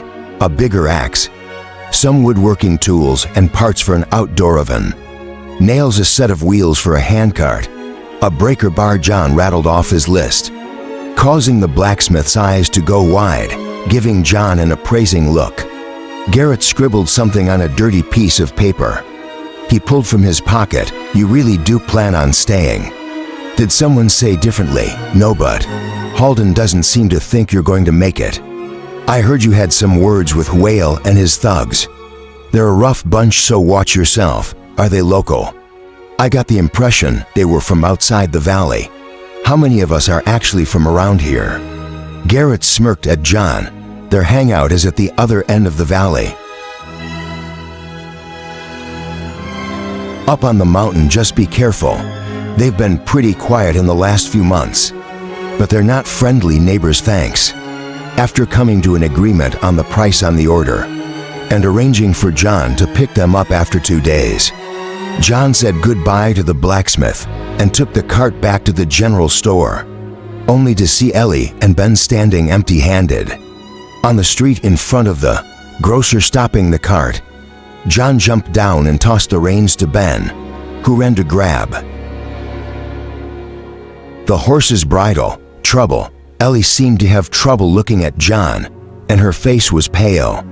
It was clear to see Ben was furious from the expression he wore, but his sister must have warned him about saying anything, because the young boy had his lips pressed tightly together. It wasn't hard for John to piece together what had happened, and before he could speak again, it was confirmed. The door to the grocer opened and a wide, middle-aged woman with a nasty expression appeared in the door, holding a balled-up piece of paper in her hand, throwing it onto the ground like it was a piece of trash. She stepped back and slammed the door without a word. Reaching down, John picked up the piece of paper, spreading it out and carefully smoothing out the creases. It was the list Ellie had made the night before, with all the groceries and supplies they needed on the farm. Despite her initial protests, he had told her not to skimp, so the list was long. "Come with me." Seeing John walking toward the general store, Ellie wanted to shake her head, but found herself reluctantly following behind him. The tinkle of a bell announced their entrance to the store, causing the middle-aged woman to look up and sneer. "I already told you witches, like you aren't allowed in my store," the lady said, her shrewish tone as nasty as the look on her face as she spoke to Ellie. "And you, if you're with her, get out. I don't need people who associate with her kind. Dirty in my store." Completely ignoring her, John looked around, carefully examining everything in the store, satisfied they could get what they needed. He casually walked up to the counter and placed the list down. His casual disregard of her words seemed to ignite a fury in the middle-aged woman, but a moment later, the words froze in her throat as John looked up at her. "Do you have a husband? Call him out. We have an order to fill." Wait, stammering, the woman tried to point at Ellie, but found herself unable to tear her eyes away from John's. "I won't ask again." Audibly swallowing, the middle-aged woman turned and rushed into the back of the store. Her forehead dripping with sweat, she nearly collapsed. As she staggered into the back room, John heard her husband's raised voice, and a moment later a portly man with a black goatee stormed out of the door his wife had just passed through. Freezing when he saw John and Ellie, his expression hardened and he was about to speak when he saw John place something on the counter. "Think very carefully about the words you are about to say, shopkeeper." John's voice was still mild, but the golden badge that glinted on the polished wood counter caused the shopkeeper to break out in a sweat. Licking his lips, he hurried over to examine the badge. Seeing the crossed swords under a heavy crown, he gave John a shaky smile and pushed the badge carefully back to him. "Ah, hello. I never imagined I would meet one of the royal knights out here in Fairford, haha. What brings you to our fair town?" "I'm retired, settling down at the Burrows place. My name is Sutton. I've got an order for you to fill," John said, tapping the creased list. Of course. Yes, I can do that, haha. This list is pretty long, so it will take an hour or so. I'll be back in an hour."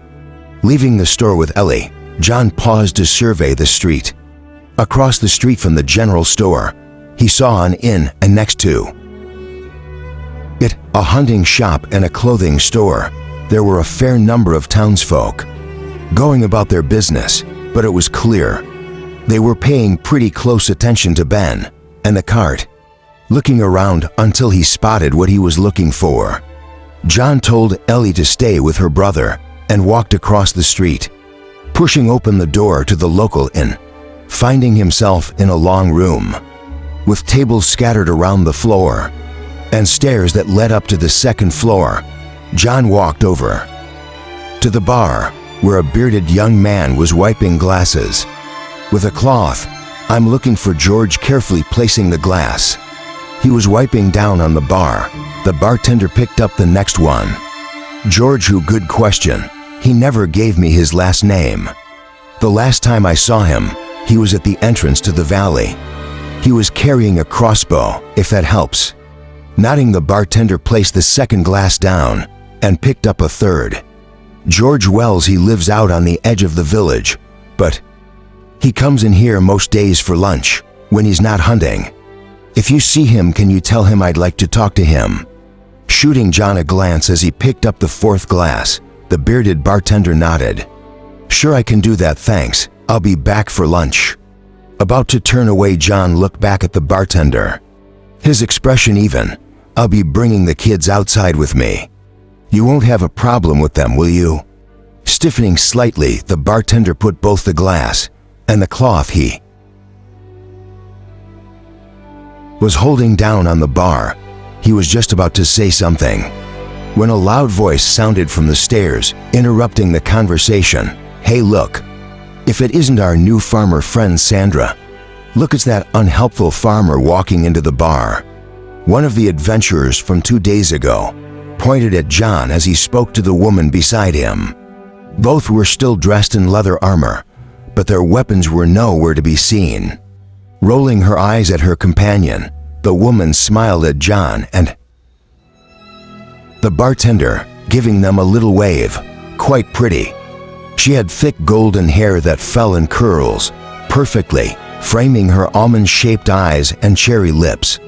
Recognizing her as the woman who had not spoken when the adventurers were at the farm, John responded with a curt nod and turned back to the bartender, waiting for the answer to the question he had asked. "Wow, just as unfriendly here in town as he was back on his farm. Hush, Grimes. Don't cause trouble." Hearing them walking toward the bar, John frowned slightly but did not turn around. "I'm not causing trouble. I just want to ask Mr. Standoffish some questions." Feeling a hand on his shoulder, John spun around, catching the adventurer's wrist. Taking a step forward, he pushed him backward, meeting his gaze squarely. "Grimes, right. I already told you I can't help you more than that. I really don't want any trouble, so do me a favor and leave me alone." Letting Grimes's wrist go, John looked over his shoulder at the bartender, speaking as he pushed past the two adventurers. "I'll be back for lunch," staring after him. Sandra was surprised at Grimes's complete silence. When she glanced at him, she realized he was staring at his wrist in a trance. Looking up, he shook his head at Sandra, only speaking after they had left the bar. "What's the matter with you? Why'd you just let him grab you like that?" Shrugging uncomfortably, Grimes shook his wrist. "I think he might be a class holder. I couldn't move my wrist at all. A class holder in a village like this. We need to tell the others," hurrying to meet up with the other members of their team. Grimes reported their encounter with John, explaining the strange sensation he had felt. When John grabbed his wrist, "Do you think he's a knight or maybe a barbarian?" "If he was a barbarian, he would be as large as Reese. Maybe larger. I think he has to be a knight, based on how strong he was," said Sandra, shaking her head. Since Grimes couldn't shake him off, he has to be a strength-based fighter. "He could be a monk," Catherine said, shaking his head. Reese frowned and gestured to the fifth member of the team. "If he was a monk, he should have a vow of poverty like Hopper. He wouldn't have a farm." "I agree with Sandra. He's probably a knight." Grimes, "It only makes sense that you'd be overpowered by a knight in a contest of strength. Your ranger class is dexterity-based, not strength-based. But the real question is, what is a knight doing out here, in the middle of nowhere? Do you think he's looking for the ruins? Did he get wind of the rumors?" "Impossible," Catherine said, shaking her head. "I made sure the old man can't tell anyone else." "Sure, but what if he told someone before he told us? We can't take the chance that he's hunting for the tower. Like we are, we'll have to keep an eye on him. Sandra, I want you to monitor him for the next few days. If he doesn't do anything suspicious, we'll leave him alone. The last thing we need to do is pick a fight with another class holder." What are you scared for, Reese? We're all class holders. I don't care how strong he is against all five of us. There's no way he'd survive.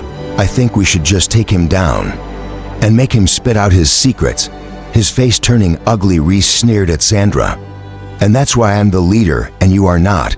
We cannot afford to create a fuss, especially against an unknown knight. He might have a knight's order behind him, and if he disappears, what then? We'd have knights crawling over every inch of this valley." "Fine, sheesh. I get it." The blonde woman held up her hands in surrender. "Remember, no trouble." Watching the rest of the team leave, Reese let out a sigh, rubbing his forehead beside him. Catherine let out a light laugh and handed him a drink. "Something to help you relax. Don't worry about Sandra, she's a professional." "That's what I'm worried about. I've never met a rogue who wasn't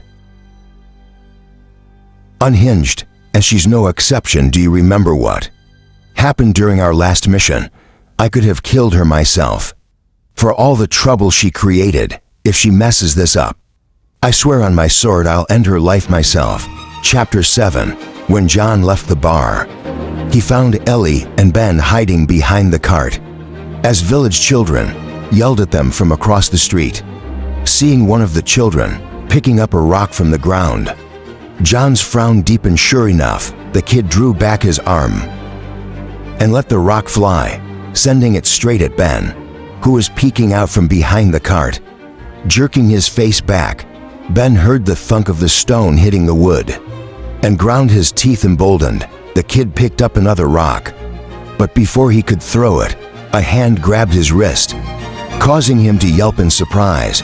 With no apparent effort, John lifted the kid into the air and tossed him into the nearby rain barrel, causing the water to splash out.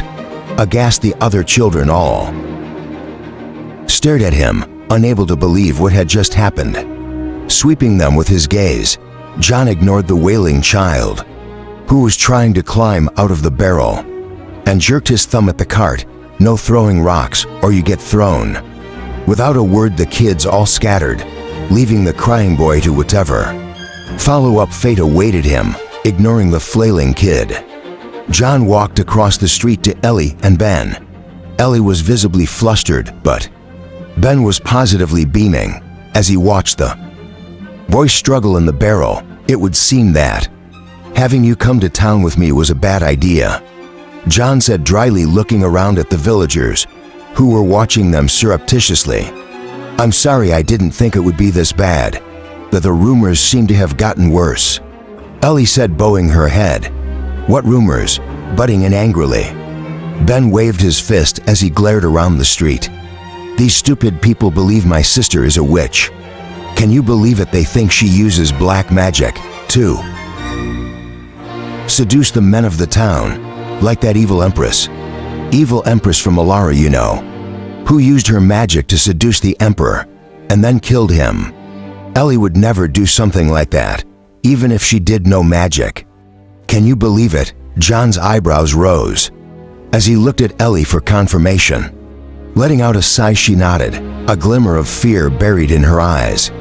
Someone started a rumor that I'm a witch, they the townsfolk. Blame me for the death of a young lady from a few years ago. It's worse than that, Ben interrupted. They think she seduced the idiot of a village leader. To who would seduce such an ugly guy? My sister is way too pretty for him.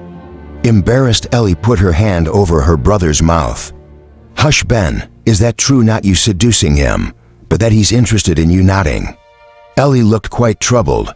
Why would I be worried about rumors? If you were a witch and they treated you like this, they would all be dead, their entrails used to summon the devil. So it's pretty clear to me, the rumors are a load of nonsense. It's best if you try not to let it bother you. Hearing a commotion behind him, John turned around and saw a heavily built man lifting the little boy out of the rain barrel. When the spluttering boy pointed at John, the heavy man stomped across the street to his face. Murderous. Why did you throw my kid in there? Yes, are you insane? He could have drowned. Unlikely. It was only half full, slightly derailed by John's calm response. The big man floundered for a second, but quickly recovered his anger when his wife came to support him. Realizing that John was standing with Ellie and Ben, he sneered and was about to speak when John cut him off. Stepping forward, John held out the rock he had taken from the kid, his tone turning grim. Your precious child was throwing rocks at my cart. He's lucky he didn't spook my horse.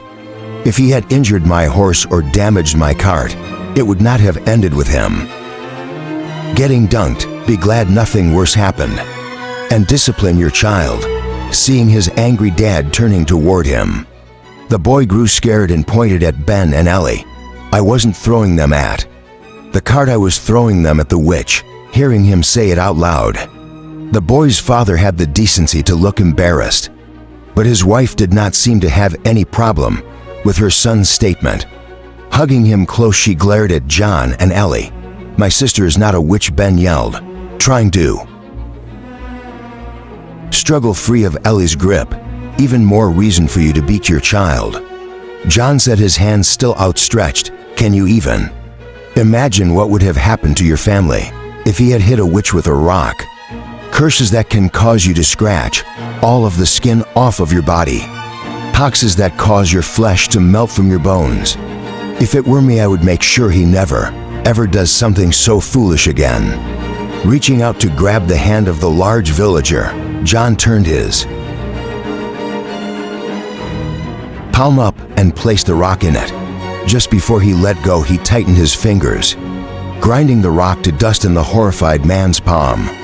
Be glad she is kind and wishes no harm on you. Turning away, John brought Ellie and Ben into the general store to begin loading the goods they had ordered. Behind him, the village woman saw her husband standing dumbly in the middle of the street, his hands still outstretched. Hey, are you going to let them go? Spinning around, the large villager glared at his wife and son, slapping her hand away. Shut up. Realizing he was being too loud, he lowered his voice to a hiss as he grabbed his son and wife and dragged them away. Do you want to get us killed? He's a class holder. It took some time to load up the cart, and by the time they were finished, it was getting toward lunchtime. So John took the siblings across the street to the inn to get some food. He was not sure if it was his earlier warning or if word about his trick with the rock had gotten around, but none of the villagers gave them any trouble. Even Ellie and Ben were a bit more subdued than normal, but John just attributed that to the messy morning they had experienced. About halfway through their lunch, George Wells walked in, heading straight to the bar. After speaking with the bartender, he shot a glance at John's table and walked over. Grab a seat, John said, gesturing to the empty chair. Are you buying? Sure.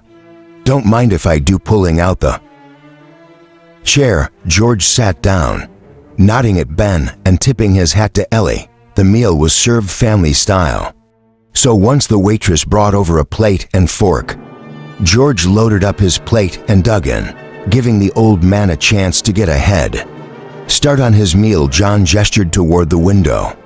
I'm looking for a map of the valley. Any idea where I could find one? Pausing mid-bite, George carefully placed his fork down and stared across the table at John, his expression hard. After a moment, he relaxed slightly and brought his fork to his mouth, carefully chewing his food. I might, but I have some questions for you. First, let me guess, you want to know my class, and you want to know what I'm doing in the valley. Nodding, George's eyes never left John, even as he continued to eat. Sure, information for information. That's fine, John said, wiping his lips with his napkin. Taking a golden badge from his pocket, he placed it on the table where George could see it. That's a royal knight badge, George said after a moment, his voice unable to contain his shock. It is as for why I'm in the valley. I spoke the truth when we last met. I'm here to settle my homestead. I'm retired now. Time for my question. Why are there so many class holders in this tiny village? Eyes narrowing, George stared at him, his expression returning to its normal guarded state. Pardon, I've counted 3 already, if you don't count those 5 adventurers staying in this inn, and I bet there are more floating around. I don't mind you discovering my secrets, but you know that the Royal Knights can detect mana in other people. That's one of the class features, so don't try to pretend you don't know anything. Mr. Ranger, that's why I hate Royal Knights, George said, looking like he could spit. What a messed up class. Yes, there are a number of class holders in the village. We all moved here around the same time. With Holden Sr., he didn't advertise it, but he had a fighter class himself. It makes more sense how he survived his famous encounter. Exactly. Thanks to his training method, he had some resistance to the fallout from the mage's spells, which is why he made it out alive. Anyway, a few of us formed an adventuring party and then decided to settle down here. Others have come over the years. So long as they don't cause trouble, we leave them alone. That sounds like exactly the type of deal I want, John said, nodding. One last thing, tell me about this Whale character and the thugs he runs around with. Whale, where did you meet him? He normally sticks to the Wolf Den. He stopped by the farm. Wolf's Den? What's that? Just Wolf Den. It's a bandit hideout in the mountains. Haver, the Wolf King is the lord of that little spot of sin, a titled glass holder? John asked, his eyebrows rising. Yep, George nodded, helping himself to more food. Tamer specializes in wolves. Obviously, as a wicked Wolf Tooth Club too. They're a bad bunch. Best to steer clear of them. They mostly don't bother us here at Fairford, but out at the farm, you'll be easy targets if you get on their bad side. Thanks, you got that map? Rolling his eyes at John's obvious disregard for his warning, George called the bartender over and had him pack up the remaining food. Taking it with him, he left the inn quickly, returning with a rolled up buckskin map that he handed to John. "Make sure you get that back to me. It's my only copy." "Sure. Thanks," saying goodbye to the bartender and the old ranger John, Ellie, and Ben got back in their cart and left the village, heading for the farm. As they traveled, it was clear to John that Ben was burning up with curiosity. So he tapped the boy on the shoulder and invited him to ask his questions, suddenly shy. Ben took a moment to formulate his first question. "I've heard about class holders, but I don't really know what that means." Turning his head to look at Ellie, John asked if she knew what a class holder was. "I've heard about them. They're people who have superhuman abilities, right?" "Yes," John nodded, navigating the cart around a pothole. "That's the easiest explanation. Normally, a class holder gets their class through training, but it could also be through the class being bestowed on them from a higher rank." Class holder. There are a lot of different classes like fighter, rogue, or monk, and each one has its own strengths and weaknesses, but they are all similar in that they channel mana to use their abilities, making them superhuman. Her eyes widening, Ellie gasped. "Mana, I thought that only magic users could use mana." "You mean mages? Mages are the ones who are most well known for using mana. But the truth is that anyone can use it. And if you learn to harness it, you develop a class accordingly. I was trained with the Royal Knight, who are tasked with guarding the king's palace, but other people train in different ways. Mr. Wells is a ranger, which means he can use mana to help him shoot his crossbow. The bartender is what is called a rogue, which makes him good at stealth and sleight of hand. A fighter would be someone skilled with weapons, while a monk is going to be better with unarmed combat. What about a royal knight? A better ability to manipulate and detect mana. And then a split between strengthening abilities, like a fighter or monk, and defensive abilities like a knight.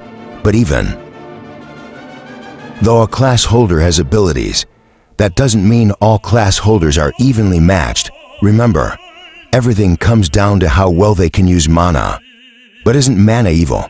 Ben asked, nervously looking between John and Ellie, as if simply mentioning the word would get him in trouble. Is a knife evil? John asked in response.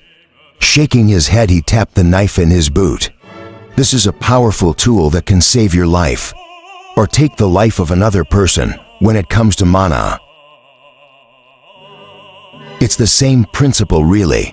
Mana is a tool, a means to an end. What you use it for is what determines if it's evil or not. Emboldened by John's words, Ben shook his head stubbornly. I heard all magic users are evil.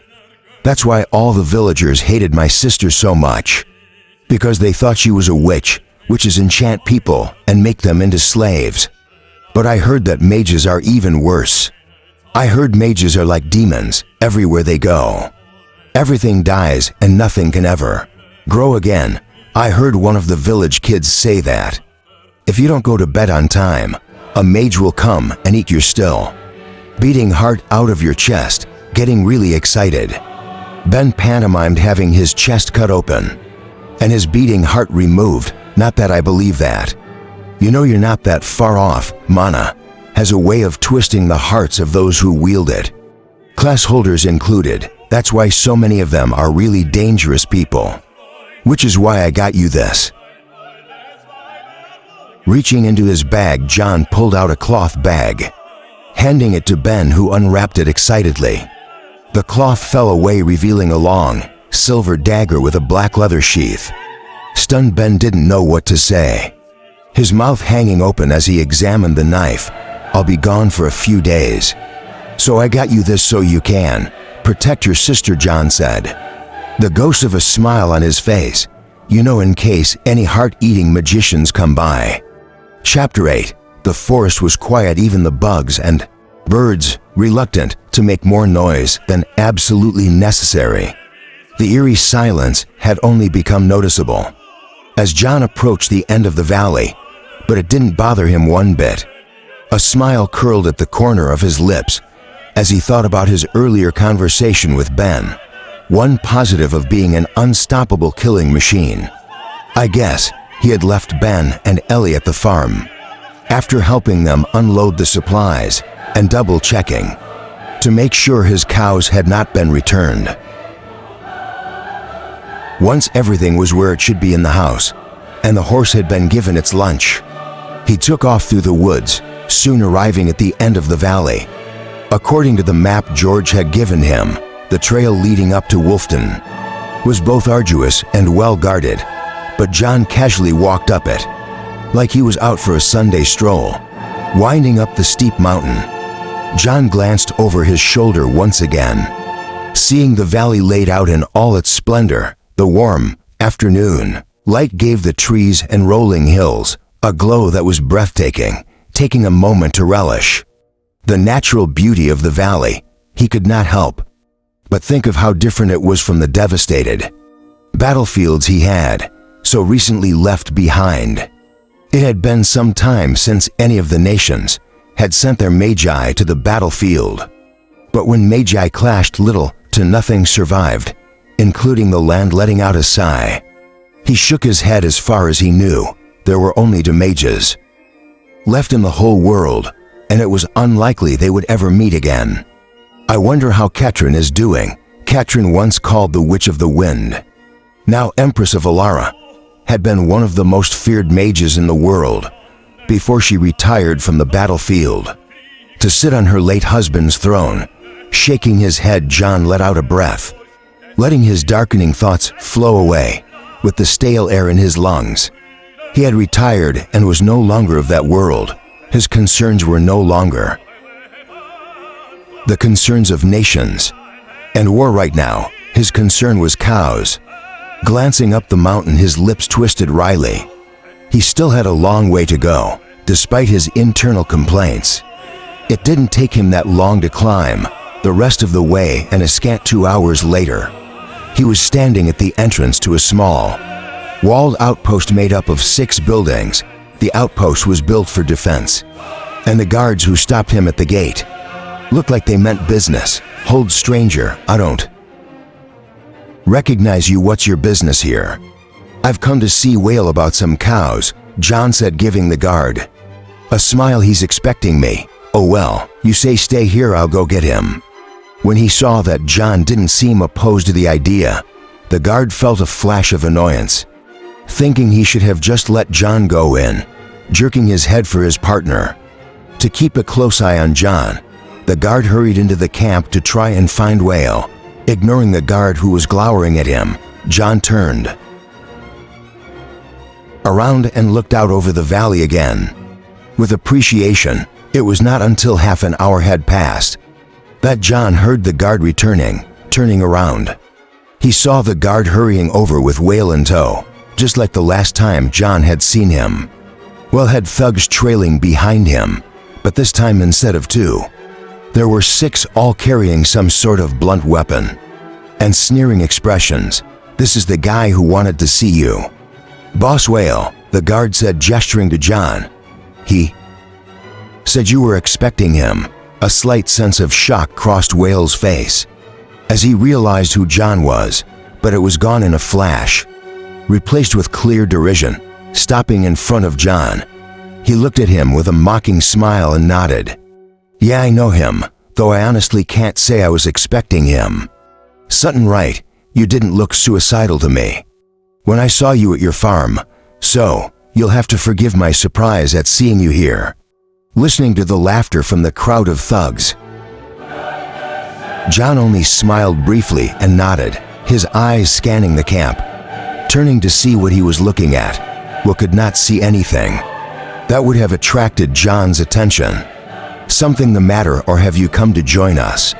"I don't see my cows, excuse me." Well looked around at his men to see if they were hearing what he was hearing. "Are you an idiot? You really do have a death wish, don't you? I gave you 3 days, that's plenty of time, to bring my cows all the way from here to my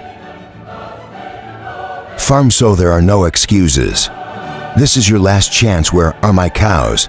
Bursting into laughter, as if he'd just heard the funniest thing in his entire life, Whale shook his head and gave a wave. causing his men to spread out surrounding John, their blunt weapons held at the ready. They sneered at him just as John thought that Whale was going to give the command. To attack, he saw another man walking over, easily 7 feet tall, with a waist as thick as a tree trunk and arms like logs. The man was bare from the waist up, apart from a single pauldron on one of his shoulders, and a leather strap that fixed it to his barrel-like chest. "Oh, Will, what's all this?" bowing his head toward the giant man. Will gestured to John, who still stood calmly in the middle of all of the thugs. "Jamal, this is the farmer who wants his cows back. I told you about him the other day." "Oh, he actually came." Looking impressed, Jamal put his hands on his hips and leaned forward slightly to get a better look at John. Seeing nothing special about him, he shook his head and straightened back up. "Got guts, that's for sure. I like that. I like guts in a man. Tell you what, I'll give you a choice. You can crawl down the mountain or I can kick you down. It's up to you. Either way, we'll be breaking your legs. But I'll let you decide how you get yourself out of here on account of your bravery." Staring up at the massive man for a moment, longer than was comfortable, John turned his placid expression back to Whale, causing a strange sense of pressure to fall on the thin bandit's shoulders. "Is this your boss? Does he know where the cows are?" Letting out a savage laugh when he realized he was being ignored, Jamal lifted his hands and lunged forward, mana quickly gathering on his hands, arms, shoulders, and chest. Seeing the earthen glow covering his upper body, like a suit of magical armor, the nearby bandits all jumped back. There was only one rule when it came to being around a class holder who was using their ability: don't. Stomping forward, Jamal reached out for John, intending to grab him with his massive hands and rend him limb from limb, just as he thought he was going to grab onto the placid looking farmer. John stepped forward and jabbed with his left fist, landing a clean hit on Jamal's chin. Seeing the move, Whale was at first impressed with John's speed, and then gleeful when he imagined John's hand being broken against Jamal's manner. Reinforcement, that glee turned to complete shock when John's jab stopped the charging giant in his tracks. With another jab, John kept Jamal in place, and a powerful right hook quickly followed, the second jab sending the giant man stumbling away. His mind racing, Whale saw John turning toward him, his hands still in fists, realizing John was none the worse for wear. Despite punching a man, a reinforced barbarian, a terrifying thought flashed through Whale's mind, only to be rejected a moment later. There was no sign of mana reinforcement on John's fists, which meant he couldn't be a monk or one of the extremely rare unarmed fighters. He was much too small to be a barbarian, and Will had never heard of a class with such strength that it could stop a charging barbarian with only a fist. Before he could think further, he realized John was only a few steps away from him. Letting out a terrified yell, he ordered his men to attack and stumbled backward, falling to the ground in his haste, loyal to a fault. The thugs all rushed forward, their sticks and clubs swinging, all except one, who still remembered his encounter with John on the farm so vividly. He just stood where he was, trembling, seeing the 5 thugs and 2 guards coming for him. John rapidly scanned them. The 5 thugs were all armed with heavy sticks, or smaller one-handed hawthorn clubs, and the 2 guards held short spears. Seeing 2 of the thugs wind up their attacks, John took a small step to the side to avoid the first 2 blows. Lifting his hand, he grabbed the side of another swinging stick and spun, pulling the thug into the path of his friend's club. Unable to stop himself, the thug smashed his club into his friend's spine, hearing a loud crunch as his friend's ribs broke. Before he could lift his club and back away, he felt an iron-like grip on the other end. John shoved the club, ripping it free of the thug's hands in the process, and using the handle to knock the wind out of the thug's lungs. With 2 down, he stepped back, avoiding another attack. while he flipped the club around, catching its handle neatly dodging a stabbing spear. As he did so, another spear stabbed toward his back, but with a flick the club he had picked up knocked the point of the spear away. 2 rapid steps forward brought him to the side of the shocked guard, and a casual swing of his club laid the guard out with a broken nose spinning around. He kicked the down guard's spear, sending it into the other guard's legs, nearly tripping the bandit as he rushed forward. Sensing another attack aimed at him from behind, he simply angled his head slightly and swung his weapon, breaking the attacker's elbow. The first 2 attackers had only just recovered from their first wild swings when they realized their friends were on the ground and John was coming for them. Swinging wildly, they only felt a breeze blow by, followed by excruciating pain that caused them to fall to the ground. It only took a second, but somehow they'd lost their grip on their weapons and collapsed on the ground after 2 precise blows that broke their bones and left them bellowing in pain. With only 1 guard left, John dashed forward, his club breaking the guard's spear in half and crushing his collarbone. As the guard fell to the floor in agony, John turned to look at Whale. Just as he was about to walk over to the dump-bounded bandit, he heard a roar of rage behind him. Jamal had recovered from his punch and was completely infuriated, standing up to his full height. The barbarian let out a roar that shook the mountain top as he stomped forward. The earthen mana armor covering his torso began to sink into his skin, turning it a deep bronze as his body swelled. Already huge, he grew another half a foot, and his muscles bulged grotesquely. Letting out another roar, he charged forward, intending to flatten John completely. An annoyed expression flashed across John's normally impassive face, and the surroundings seemed to grow slightly warmer. But a moment later, he returned to normal and lifted the club he held. Just before Jamal reached him, John ducked and spun, slipping through the barbarian's arms and landing a wicked blow on the side of the giant's knee. Not enough to take the enraged barbarian down, but the blow still staggered him, giving John a chance to strike again. Spinning the club in his hand, John slashed this time, hitting the small of Jamal's back with the tip of the club. Jamal's roar of rage twisted into a bellow of pain as the heavy clubs smashed into the sensitive nerves on his spine. Not letting up, John dashed forward, landing 2 more blows on the bronze giant, forcing him to his knees, unwilling to give up. Jamal reached out with his huge hands, intending to crush John's arms, but his grasping fingers only found air as John danced backward, advancing.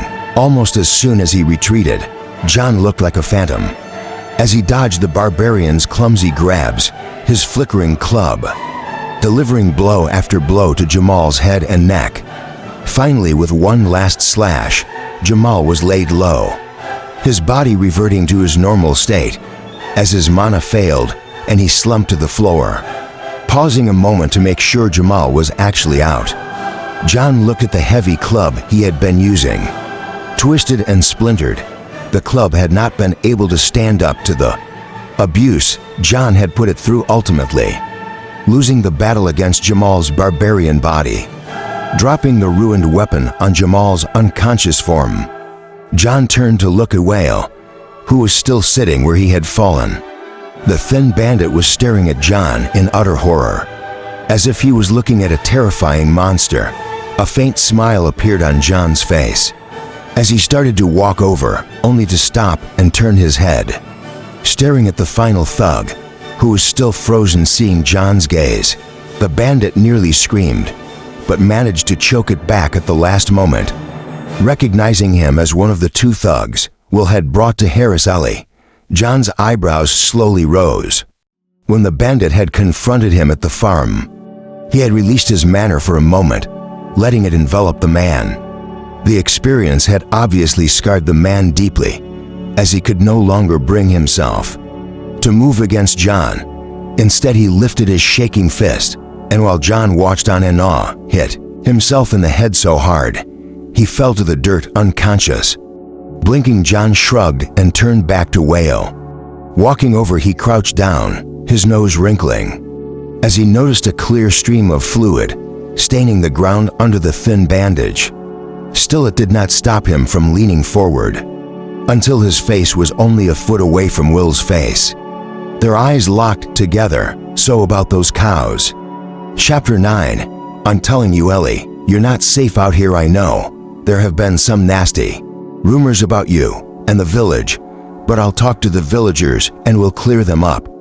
Ellie put down the bucket she was carrying and pushed a stubborn wisp of hair out of her face, shooting a glare at Holden, who was standing awkwardly next to her. The ungainly young man had shown up the morning after John left, and after looking around the farm cautiously, had spent the last few hours following Ellie around, shamelessly trying to convince her to move back to the village with him. For the last time, I'm fine here. Please just leave me alone. But Ellie, you don't even know him. He's just some random stranger who showed up one day and took over your home. I suspect he's here for some evil purpose. Lowering his voice and looking around conspiratorially, Holden said his next words in a whisper. In fact, I have good reason to believe he's killed people before. It's not safe living with a murderer. I don't know, Holden. A witch and a murderer seem like good company. Why don't you just leave us, wicked people, to our own devices and go back to your perfect home? Oh, come on, Ellie. You know those are just rumors. Come back to the village, I'm begging you. Unable to take his nagging any longer, Ellie whirled around, nearly hitting him with the bucket. A furious expression flashed in her eyes, and she stabbed her finger into his chest, causing Holden to stumble back. A nasty rumor you started. Don't think I don't know what's going on, Holden, and don't think for 1 second that you being the village leader means I won't tell people what you've been doing. All of these years, I just want to be left alone. So go back to your precious village and bother the girls there. Realizing the air had changed, Ellie met Holden's eyes and realized all of the softness they had shown before had long since vanished. Instead, he stared down at her with a deep coldness that made her heart chill. What do you know, Ellie? Tell me, what is it you think I've been doing all of these years? This time it was Ellie's turn to back up, her expression growing fearful as Holden stepped forward, looming over her. I'm curious, Ellie. Why don't you enlighten me? What exactly are you going to tell the villagers? Her words stuck in her throat. Ellie felt her back touch the wall of the barn. Seeing Holden's hand reaching for her, she was about to scream when a shout broke the tension. Ellie, Ellie, he's back. John's back, and he brought the cows. Ben's shout snapped Holden out of the strange state he was in, and a moment later he had reverted back to the friendly, slightly awkward look he normally wore, grateful for the interruption. Ellie ran around the corner of the barn, just as John started leading the cows up the lane to the house. He was walking calmly at the front, a long switch resting on his shoulder, while behind him walked 6 cows and a bull. Information stopping once he reached the yard, John pointed to the barn with his switch, and the 6 cows calmly walked into the barn, passing by Ben, who was holding the door open. The bull seemed reluctant to leave John and tried to nuzzle him, but after getting a threatening look, he reluctantly walked over to the pasture and stopped at the gate, waiting for Ben to come and open it up. Wide-eyed, the boy held the gate while the bull walked in, his drooping head exuding sadness. What a drama queen. Looking around, John saw Ellie and Holden coming around the corner of the barn. Ellie's face was pale, and even Holden had a strange expression on his face. But it was clear to John from the way Ellie flinched when Holden stopped next to her that whatever encounter they just had was not pleasant. Alden, John greeted the village leader before turning to Ollie. How has the farm been while I've been gone? Have you had any trouble? quickly regaining her courage now that John was back. Ellie walked over next to him, her brother. Joining her, it's been fine, though I haven't gotten as much as I wanted to done today. Unlike his sister, Ben had no problem throwing Holden under the cart. Yeah, because Holden won't stop bothering her. He's been nagging her the entire morning. Smiling sheepishly, Holden rubbed the back of his head, letting out an awkward laugh. It was clear from his body language that John made him nervous. "I'm glad you're back safe." "Haha, I see you got your cows back and one bull, slightly pale." Holden nodded, taking a small step back. "That's great." "Yeah, that's great. Well, you know, since you are back, I should go, haha. I really just stopped by to make sure everything was going well, but it looks like you have everything under control." Without any further ado, Holden hurried off, not even bothering to say goodbye in his haste to leave. John's eyes narrowed slightly as he watched Holden go, but in the end he didn't do anything. Feeling a tug at his clothing, John looked down and saw Ben staring up at him, his eyes wide with anticipation. "How did you get the cows back? Did you have to fight anyone? Did they really just let you take them back?"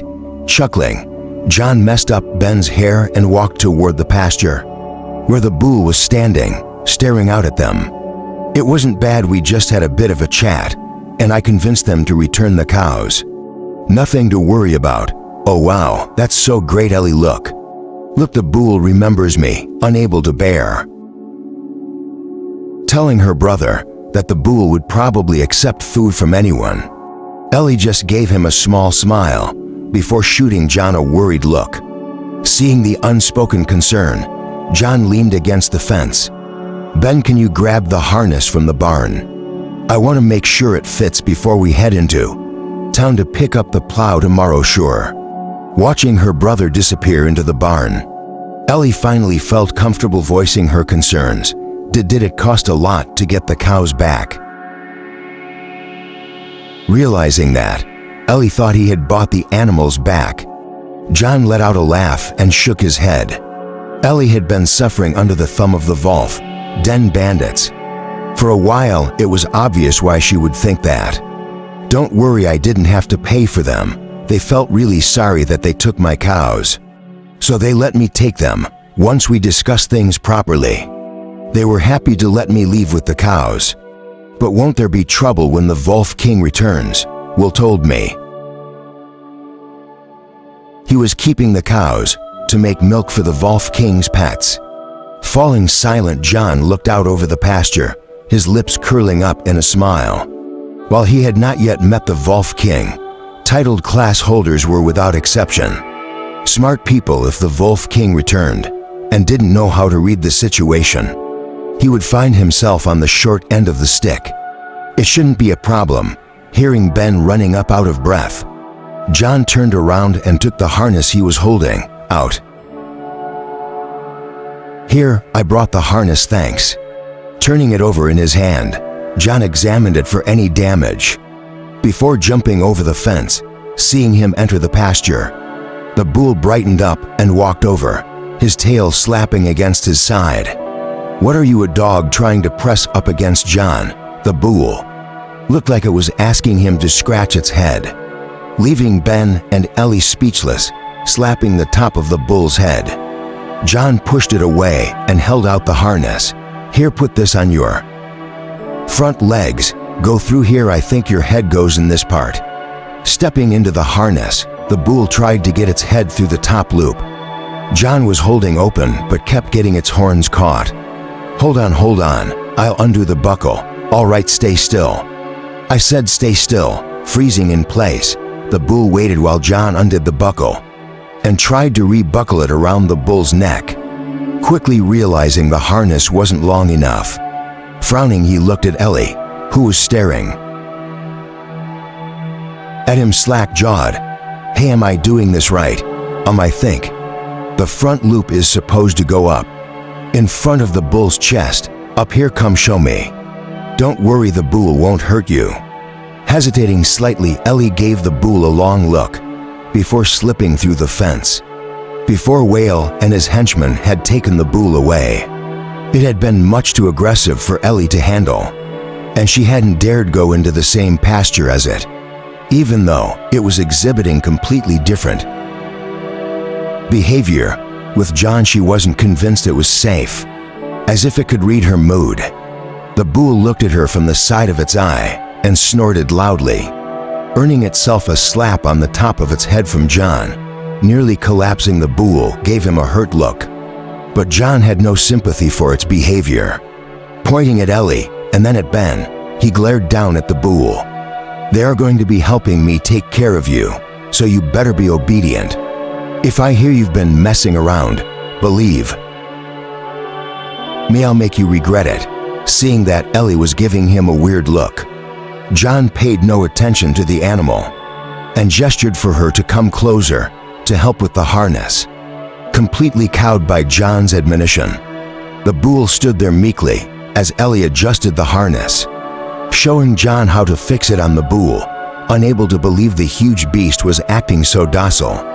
Ellie was ready to jump away at any moment, but the bull just stood in place calmly, even when she commanded it to step out of the loop of the harness.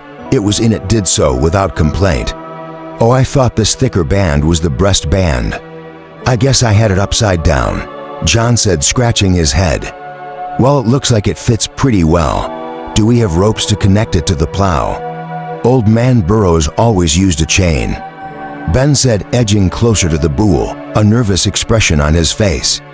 "But it disappeared with the plow. I'll pick up some chains from Garrett when we get the plow. All right, let's get this stuff off and put away," as if it was sad to see them go. The bull followed John to the fence and stood there, gazing after him with sorrowful eyes. Ignoring it, John took the harness back to the barn and hung it up on its nail. After checking to make sure the cows were all settled in, he gave them some hay and then spent some time looking at them, a strange expression on his face. Ellie, who had followed him into the barn, saw his expression and had to cover her lips to keep from laughing, guessing what his issue was. She grabbed a stool and bucket and carried them over. "Have you ever milked a cow?" Shaking his head seriously, John watched as she set up the stool next to the cow and placed the bucket under the cow's udder. "No, I haven't had the opportunity before." "Is it difficult?" "Not really, but the motion does require some practice. Here, let me show you how to do it." Watching closely, John saw Ellie press on the cow's udder, pushing lightly with her fist to signal for the cow to relax its muscles. Once the cow was prepped, she trapped the cow's teat between her thumb and forefinger and squeezed down, producing a steady stream of milk that squirted down into the bucket with her firm motions. The bucket's bottom soon disappeared, replaced by a creamy yellow milk. "Do you want to give it a try?" Ellie asked, getting up from the stool. "Sure, do you just grab them?" "Haha, yeah, just grab them like this. You want to use your thumb on the side of your hand. Yeah, just like that." Carefully squeezing down, John was pleased to see a stream of milk appear, but the motion of his hand had pulled the teat out of position, and the milk sprayed all over the barn floor, completely missing the bucket. "Haha, that happens to everyone.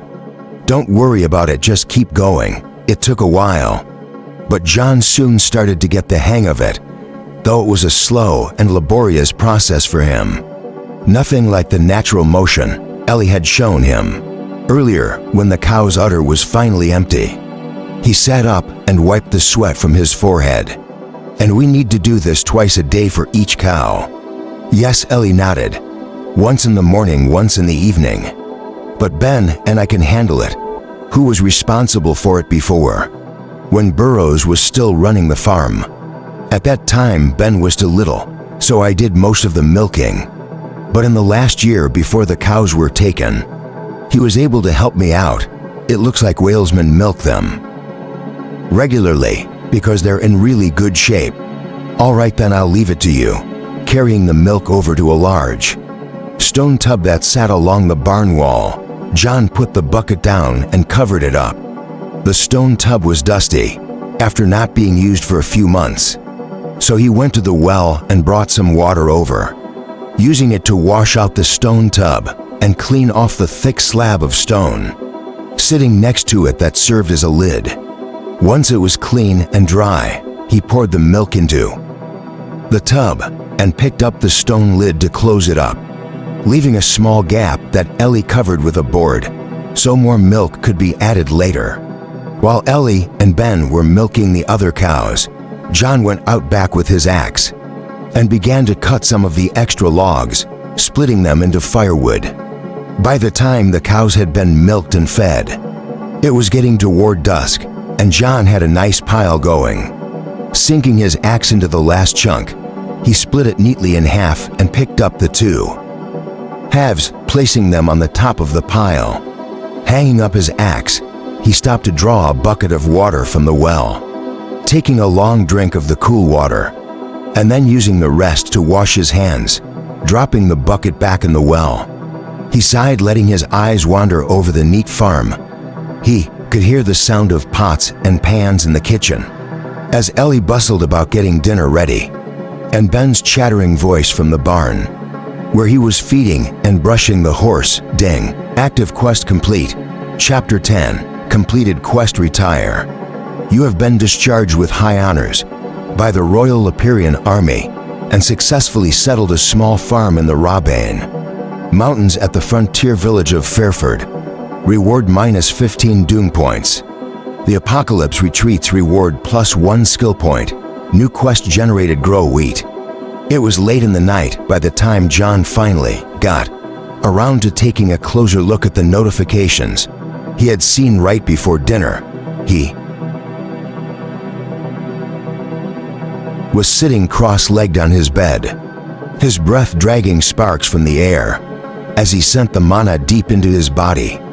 With a thought, he opened up the transparent window that showed his class. This time he expanded it, watching as his skills, spells, and quests were added to the window.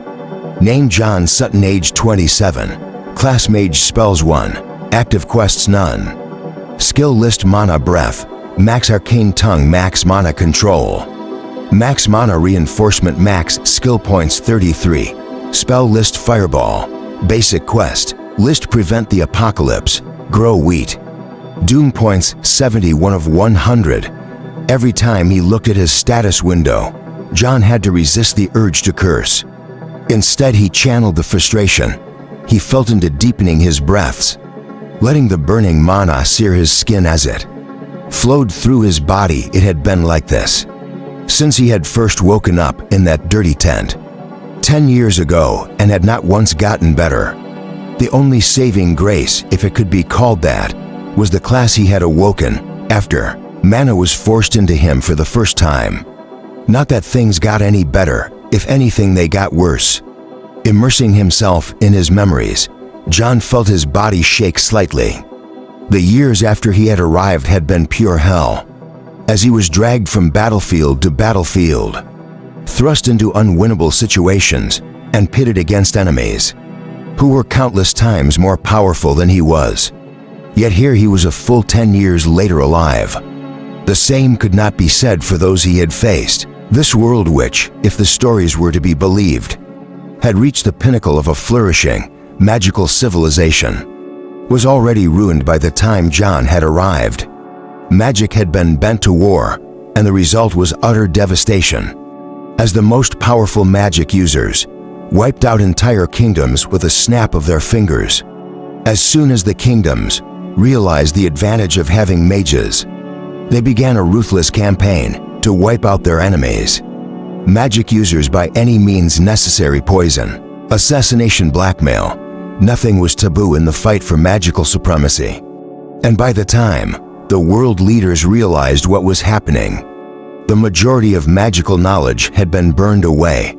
What little remained was guarded jealously by the handful of surviving mages, used to cement their position at the top of the world. It was into this broken world John arrived, the victim of a mass summoning that brought a dozen terrified earthlings to a world of endless war. Breathing out, John carefully contained the heat that flowed from him and pushed his fiery memories deep into his mind. Selecting his skills, he saw that another skill point had been added to the 32 he already had. One of the inherent limitations of being a class holder was that it was impossible to learn any skills that were not part of his class. No matter how many times he swung a sword, and no matter how good he got with it, his abilities would always be capped at the level of a non-class holder. In the past, he would have had hundreds of skills to choose from that had been developed over 1,000 years of exploring the mage class. But when he arrived, the historical records that taught past mages had been reduced to little more than ash in the 10 years he had struggled to survive. He had only learned for different skills, 3 of which he had started with as part of his class. The last had been forced on him by circumstance and his desperate will to survive. Constant conflict had forced him to grow faster and go further than anyone thought possible, but the end result was that the first skills he knew were completely maxed out, giving him nowhere to put the skill points he earned. At least I got rid of some doom points. With a deep sigh, John opened up the first quest on his quest list: prevent the apocalypse ruined by war. This world is teetering on the brink of annihilation. Food and other resources are growing more scarce, and the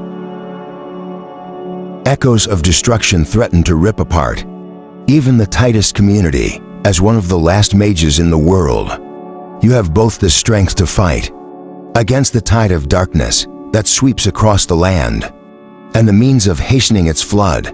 Should the number of accumulated doom points reach 100, the apocalypse will begin. This quest cannot be rejected. This was the single quest that had accompanied him since he had first woken up. In this world, the hanging doomsday clock that threatened to end the game once and for all for him and for everyone else. He had watched as the number of doom points slowly accumulated, kept down by the efforts of the few summoned who survived the first few months of pain and struggle. In their new world, taking another deep breath, John sucked in more mana from his surroundings, trapping it in his lungs and pushing it into his body. The scalding mana burned his lungs, but the feeling brought a sense of liberty and clarity to him, so he continued his meditation while he opened up the new quest he had gotten: grow wheat. Food is important not only to you, but to everyone in the world. Learn to grow wheat that will survive in any environment. A slight frown crossed John's lips, but he erased it immediately. When he had gotten the quest to retire, he had no idea what was going on. Until then, his quests had all been linked to his incredibly destructive abilities, so a quest that was miles removed from violence had appeared quite strange. Now, however, he was starting to get the sense of what his mysterious quest giver was trying to do. Stretching out his hand, John allowed the mana that was swirling around his body to seep through the skin of his palm, gathering together in a tiny tongue of flame. The temperature around him instantly skyrocketed, jumping to such a degree that the air itself began seething if he had not controlled the temperature, pulling the heat toward his body and swallowing it down. The bed under him would have burst into flame, along with everything else in the house. Letting out a sigh, John closed his fist around the tongue of flame, erasing it from existence. Even after he did, the mana that had created the flame hung in the air, boiling like superheated plasma. It was not until he breathed in all the ambient manner that his room returned to the way it had been before. His spell, the most potent of the unforeseen consequences of mages entering the clash of nations, had been the utter destruction of the lands over which they fought. Simple magics were one thing, but as soon as legendary spells were used, the concentrated mana scarred the world, making it impossible for regular people to inhabit those spaces any longer.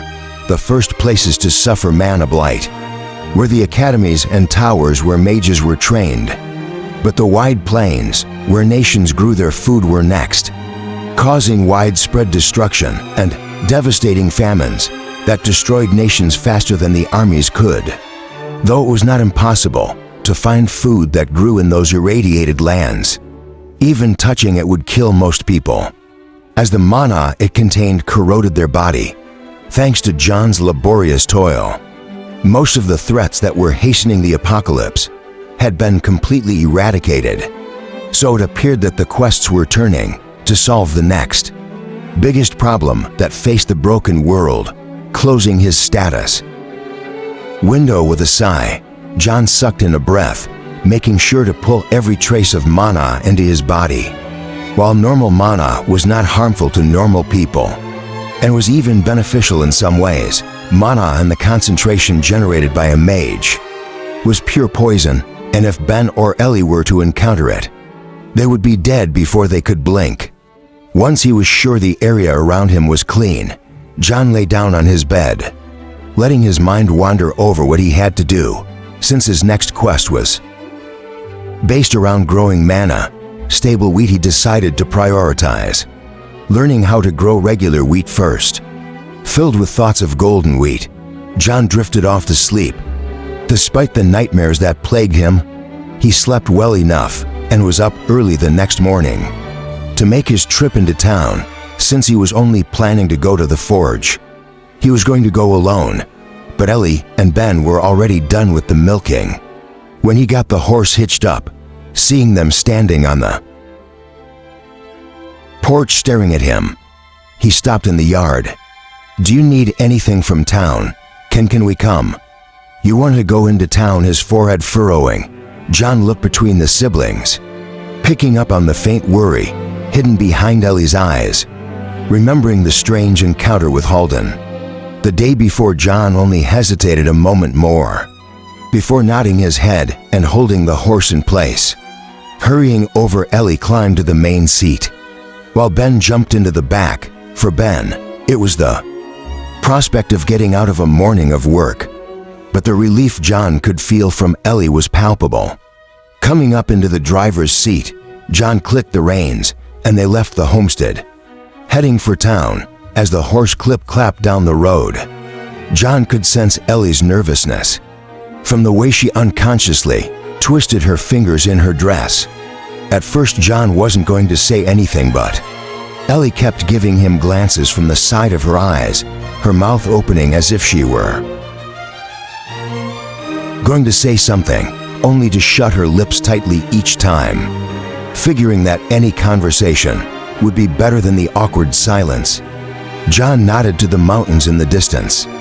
"I have met the townsfolk and the bandits in the mountains. Are there others living in the valley? Or is that about everyone?" "For the most part. There are a few more farms close to town, and there are some people who live deep in the valley or up on the slopes, but they're mostly hermits and don't encourage visitors. Seems like a mostly peaceful place. Even the wildlife is pretty tame." "What about the Grim and the specters?" Ben asked from the back of the cart, his eyes wide and his voice hushed. "The Grim are just a legend, Ben. They're not real," Ellie said, shaking her head curious. John looked over his shoulder at Ben. "Are they some sort of large creature?" "Yeah, they're like the size of a house, and they have large, flat faces with fur all over their bodies. Their eyes are especially large, and they throw boulders around, shaking the valley when they're mad. They eat little kids. Ben, I told you they're not real." "What are the specters?" John asked, guiding the horse around a pothole in the road. Encouraged, the young boy spoke up, his voice vehement. "Specters are thin, short creatures like ghosts. They're not ghosts, but they can fade away like one. And their magic can make you get turned around and lost in the forest forever. They leave small footprints, but the footprints never point in the direction they're going. You can say that the specters aren't real, Ellie, but I saw them. I can't remember where, but I saw their thin, pale faces and heard their whispering voices. I still have dreams about them." "Oh, interesting. Where do they live in the valley's myths?" "The specters live underground," Ellie said. making sure to place special emphasis on the word myth. Supposedly, there's a giant cave system that runs under the valley, where they roam. Elves and giants, huh? Sensing the undercurrent of humor in John's voice, Ben wanted to protest, but Ellie turned around and shushed him. Annoyed, he lapsed into a pouting silence. As Ellie glanced at John, they're just old wives' tales told in the valley. Neither creature has ever been seen, except by some of the crazy hermits and Ben, John said, turning his head to smile at the pouting young boy. That's certainly interesting. Maybe if we have some time, we can go and find them if they exist, of course, clicking the reins as the cart pulled up to the forge. John stopped the horse and jumped down. Do you need to go into town for anything? No, I'm fine, Ben said grumpily, still annoyed that no one believed him. Can we stop by the general store? Ellie asked, her voice cautious. There they have some bolts of cloth I'd like to buy. The weather is going to start getting colder in a few months and Ben and I would like to start working on the clothes. Now sure, that's fine. Let me get this plow and we can swing by there. Walking into the forge, John saw Garrett's apprentice connecting a chain to the small plow that sat on the ground. The blacksmith was nowhere to be seen. So after paying the apprentice, John loaded the plow into the cart and gathered the rest of the tools he had ordered. The axe was particularly impressive, looking more like a war axe than a farming implement.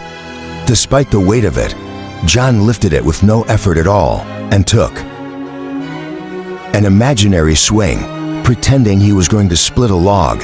Satisfied, he put it in the cart and thanked the apprentice before leading the horse toward the main street, where the general store was located, leaving Ben to watch the cart. John took Ellie into the general store, despite the obvious aversion on the storekeeper's face. They did not have any trouble, and after a few minutes they left the store, carrying the bolt of cloth Ellie had her eye on, despite her attempt to pay for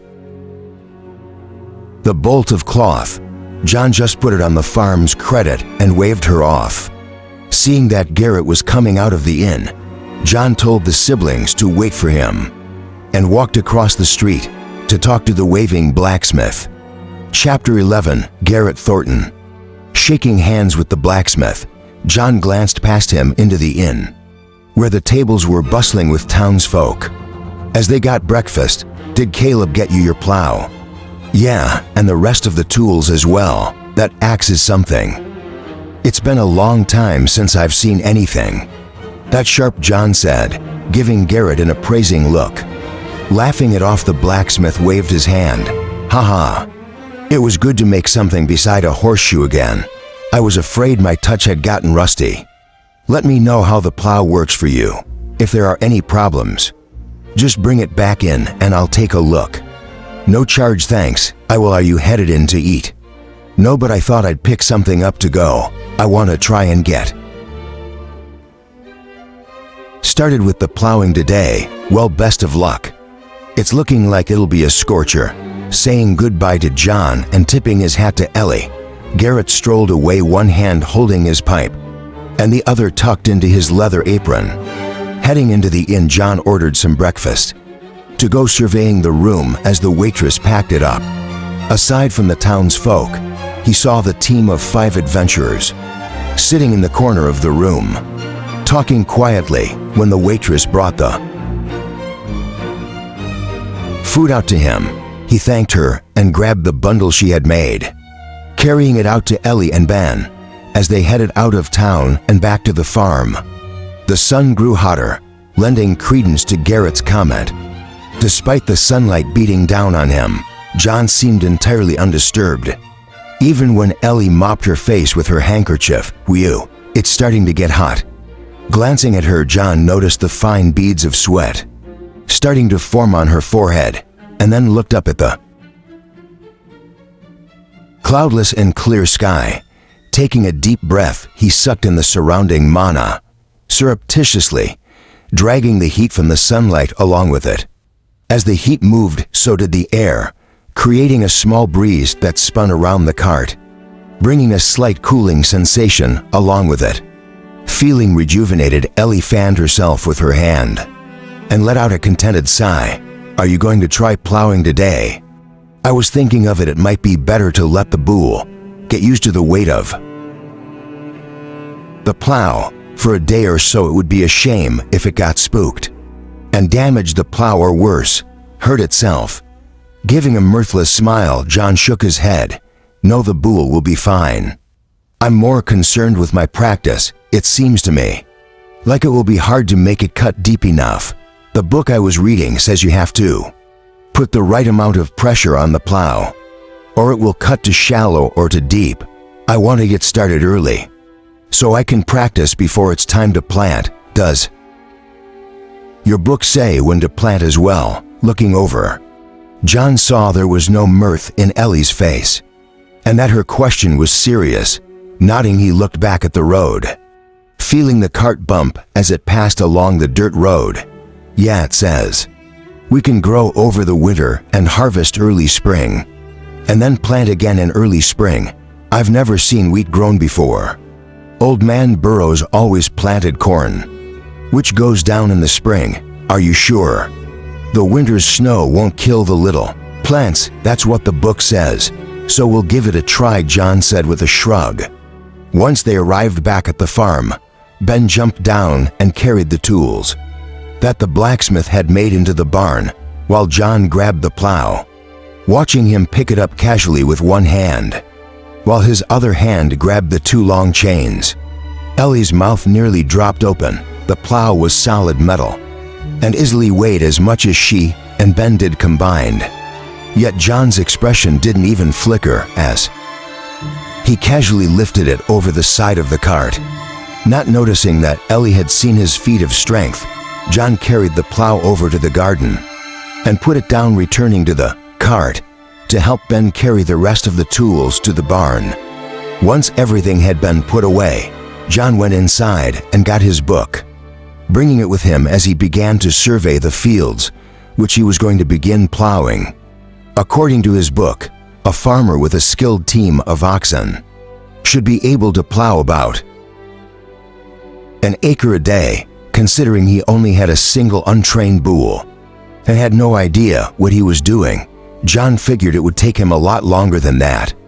Of course, most farmers weren't mana-infused superhumans, but apart from lighting the fields on fire, he wasn't confident his mana ability was going to help him.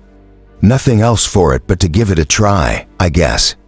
Shrugging, John put his book back inside and walked over to the pasture, holding the bull. Seeing him walk up, the bull ran over, its tail whipping back and forth as it twisted its body with excitement, stopping outside the fence. John stared at the bull suspiciously. It had been acting strange ever since he had brought it back from the wolf den, reminding him of a giant dog as it dipped its head and waved its butt in the air like it wanted to play. Opening the gate, John held out his hand and the bull rushed over, its tongue snaking out and licking his palm. Tasting nothing but dirt from the field, it gave a deep moo and nudged him with its forehead. The bull was 2 years old and weighed at least 2,000 pounds, around 5 feet tall at the shoulder. It was a large animal with most of its muscle packed around its large shoulders. Mooing again, it pushed against John, nearly knocking him over. "Hey, cut it out. Moo." The animal's mooing grew more insistent as it pressed against him, forcing him back. Frowning, John glanced around, making sure Ellie and Ben were out of sight when he didn't see anyone. He held out his palm again with a frown. Fine, but this is the last time." Pure mana spiraled together, compressing until it was solid, able to sense the mana that had formed a tiny crystal fragment. The bull frantically licked John's palm, swallowing it down. A euphoric expression flashed through its eyes as the condensed mana dissolved into its body, filling it with tremendous energy. With an explosive jump, it twisted its body this way and that, landing with an earth-shaking thump. The bull dashed off, zipping around the pasture at full speed, its muscles squirming. As they tried to accommodate the unbelievable energy contained in that tiny bit of pure mana. Leaning against the fence, John watched the flow of mana raging through the bull's body as it ran, paying careful attention to how it was moving. Thankfully, he didn't see any issues, and when the bull finally came to a stop and trotted over to him, he patted it on the head. "Stay still." Its excess energy worked out. The bull stood patiently while John put the leather harness on, the way that Ellie had shown him, and then LED the bull out to the field. Hooking up the chain was relatively easy, and soon they were ready to start.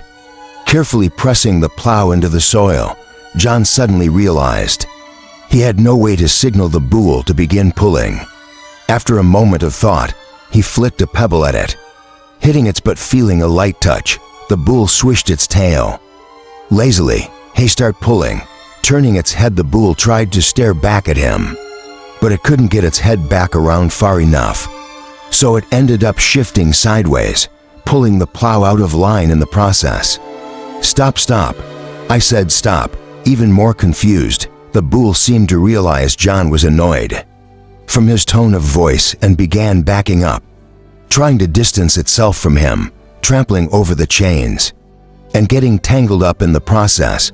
The feeling of the chain on its leg spooked it even more, and the bull tried to jump away, kicking its legs as it attempted to escape. Annoyed, John stepped forward and grabbed the bull's horn, locking it in place with an iron grip. "Stop moving."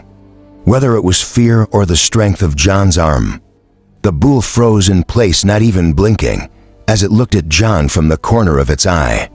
Still holding onto the bull's horn, John unhooked the chains from the harness and straightened them out before leading the bull back to the beginning of the row. Finding a stick, he poked it into the ground and tied the bull's lead to it. "Stay here." Walking back to the house, he found Ellie working in the kitchen to prepare some lunch. Seeing John poke his head in the door, Ellie wiped her hands on her apron and came over. "Do you know where Ben is? I think I may need someone to lead the bull. He's out checking his traps and probably won't be back till closer to dinner. Sorry, I can come and help you. Let me just finish making lunch. It's about ready.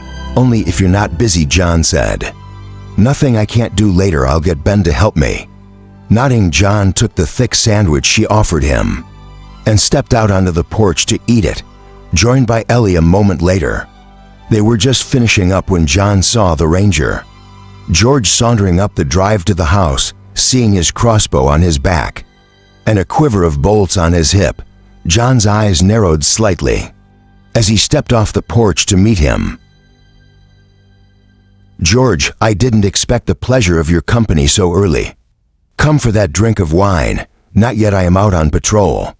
So water will have to do for me today," George said, his sharp eyes sweeping the yard. "Afternoon, Ellie." "Mr. Wells." "Ellie, would you mind getting George a glass of water?" John asked, nodding. Ellie took John's plate and headed inside to fill up a cup. Watching her disappear into the house, George let out a sigh and then turned his attention back to John. "You seem to have settled right in and wasted no time throwing your weight around." Hearing the edge on his voice, John's eyebrows rose imperceptibly, keeping his face even. John took a seat on the bench on his porch and gestured for George to take a seat. Walking over, George sat down on the edge of the bench and spoke quietly so Ellie couldn't overhear. "You're either incredibly confident or completely mad." "Sorry, I'm not following," John said, his head cocking to the side as he looked at the wiry ranger. "Word is that when Javier, the Wolf King, returned to the den, all hanging from a pole in the middle of Wolf Den, and they were naked." "I shouldn't have taken my cows," John said, shrugging. "Maybe this will teach them to keep their fingers to themselves. Whale and Jamal are not your problem." Haver, the Wolf King, as he was furious. "I hear he beat Jamal half to death for disgracing the Wolf Pack. Knowing him, he'll come for you too. I would watch myself. If he's lucky, he won't. In fact, maybe you could pass a message along for me." despite the fact that he could hear no fluctuation in John's voice. George felt the hair on the back of his neck stand up. At John's words, his class gave him a heightened sense of danger. And even though John was just sitting on the chair, perfectly relaxed, George could feel his senses, screaming at him to get as far away as he could, as fast as he could. You can tell him that wolves belong in the mountains and will not be tolerated in the valley. There are plenty of hunting lands across the mountains. Definitely, Mad George mumbled under his breath, as Ellie came out with a cup of water, taking the cup from her. He quickly downed it and handed it back, standing up like he was afraid to stay around John any longer. Well, take care of yourself. Thanks, see you around. Watching George hurry to the road, Ellie stood next to John, the cup clasped tightly in her hands. Noticing how tightly she was holding it, John looked up at her. Something worrying you? The Wolf King is a powerful man. He has hundreds of wolves he commands. Everyone in the valley is afraid of him, Ellie said, her voice serious. Even the townsfolk don't dare cross him when he comes into town. They say that once he sets his wolves on someone, there is no escape. Oh, have you had trouble with him before? Wasn't he trying to get you to join his band of merry men? Watching George's back until it disappeared around a bend in the road, Ellie looked down at John, confusion clear on her face. Merry man, what do you mean? Stifling his depressed sigh, John shook his head. Bandit troop thugs, as sorry excuses for men who hang around his camp. Wasn't Will trying to drag you off to live at Wolf Den? Nodding seriously, Ellie's expression grew stiff. Yes, Havers saw me once a few months ago, and Will has been showing up ever since, until you came. Before that, he was coming at least once every 2 or 3 days. Why didn't he just drag you off? John asked. I don't mean any disrespect, but I highly doubt you could have resisted if he just carried you off by force. Seeing the strange expression come over Ellie's face, John waved his hand. You don't have to answer that if you don't want to. No, it's fine. Remember those rumors the townsfolk were talking about you being a witch? Yes, they were afraid I would curse them. But eventually, since I didn't, Will started getting bolder. Since everyone in the valley is afraid of Haver, the Wolf King, and the army of wolves he commands, no one was willing to step in and save me from them, not even Holden. How that scumbag. He was the worst of the bunch, Ellie said, spitting on the ground in a very unladylike manner. Letting out a laugh, John stood up from the chair and stretched his waist. Oh well, we know one thing for sure, John said, a quiet flame burning in his eyes. There's at least one person in the valley who's not afraid of this Wolf King. Come on, let's see if the bull is still where I left him. Chapter 12. The bull was exactly where John had left him. But even with Eli's help, it proved a challenge to plow in a straight line. Ellie was not strong enough to keep the bull moving in a straight line, and not heavy enough to press the plow deep enough into the earth. On the other hand, John didn't understand how to press the plow down while also guiding the bull with the traces. Finally, after a full afternoon of working, John looked at the 3 crooked rows they had plowed and let out a rich laugh. Ellie, who had been standing nervously by the bull's head, was startled by his laughter, and her expression eased considerably.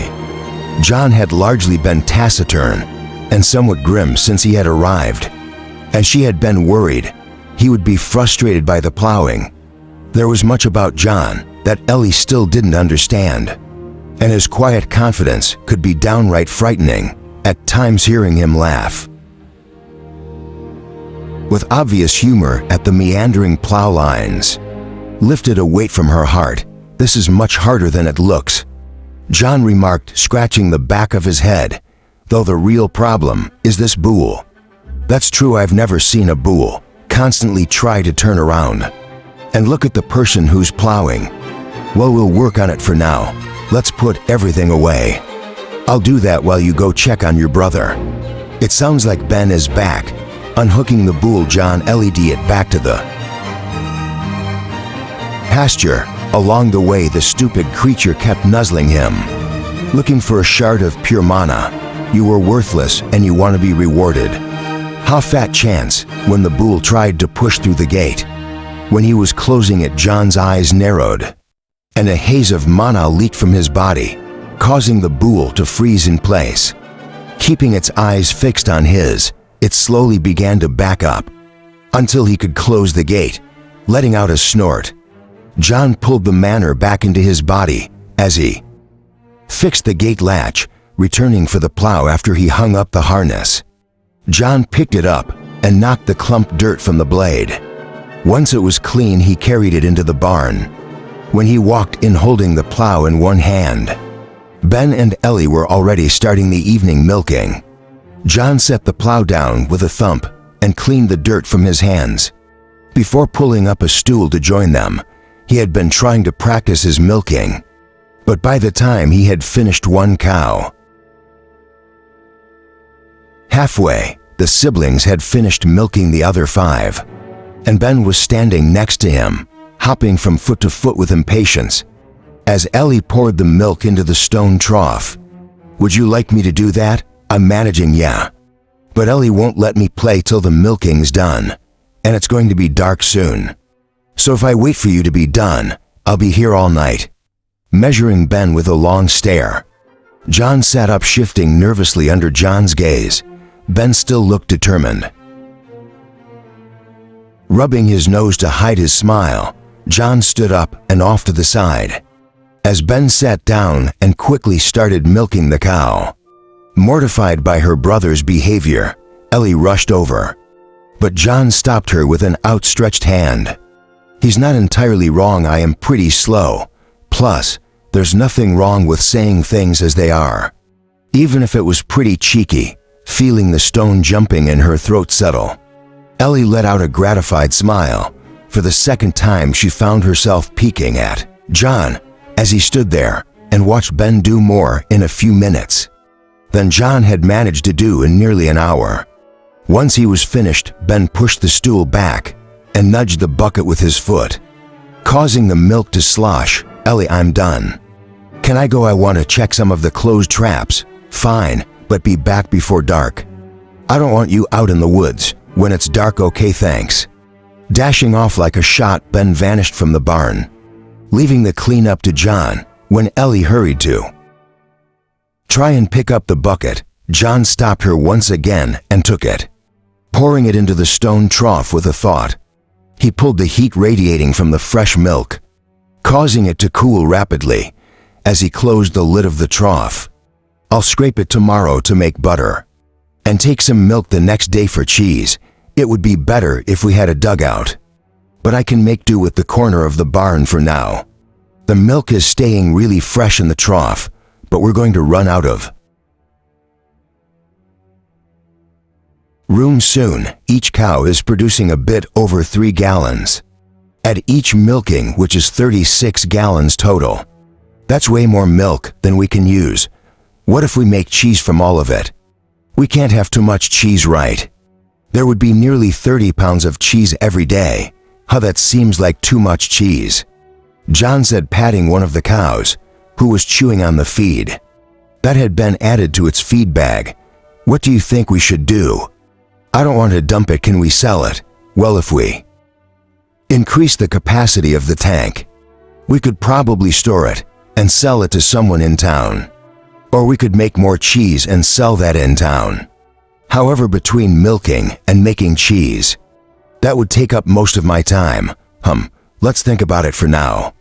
I'll work on increasing the size of the storage container," John said, turning to look at the large stone tub. "Where did this one come from?"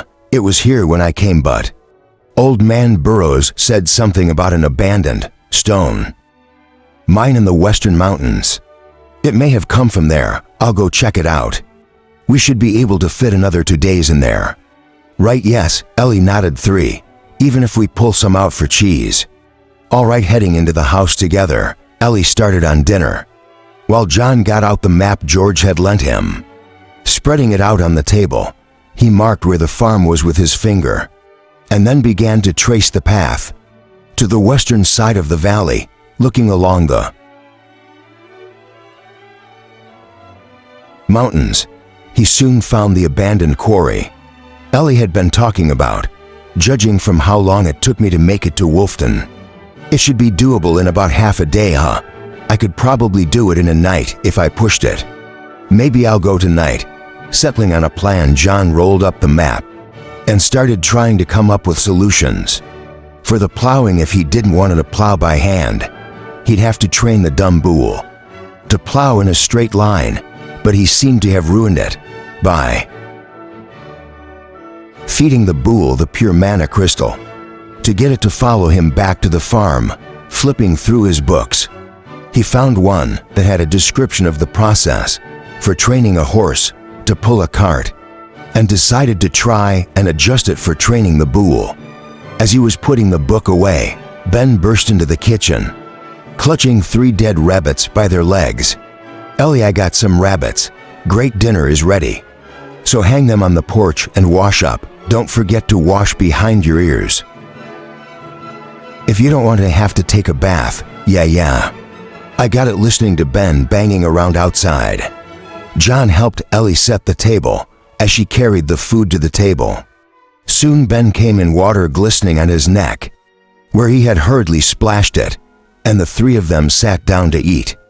Their meal was quiet, but John felt a certain warmth as he watched Ellie loading up their bowls. He had eaten countless meals with others, but almost all of them had been rough meals around military campfires with corps soldiers, or decadent feasts with nobles whose only fear seemed that others would not know how rich they were. It had not been until he'd arrived at the farm that he remembered what it was like to eat a simple meal in a homey environment, burying his face in his food. John felt something stir in his chest, but he pushed it down with a large mouthful of bread. As always, the food was delicious, if simple, and John was more than satisfied when his spoon finally stopped moving. "Are you going to eat that?" Ben asked, his eyes fixed on the extra piece of bread on John's plate. "Ben, what food shouldn't go to waste, right?" Smiling, John slid the bread over to Ben and then carried his and Ellie's dishes to the sink. Returning to the table, he sat down and gestured for Ellie to keep her seat. "I'm going to be away tonight. I'll be back tomorrow, but not until it's light. Lock the door behind me and stay in tonight." "All right, Ben, you have that knife, right? If you hear anything strange, stay inside. I don't think anything will happen, but just to be safe, don't open the door for anything." Her face serious, Ellie nodded and put her hand on her younger brother's shoulder.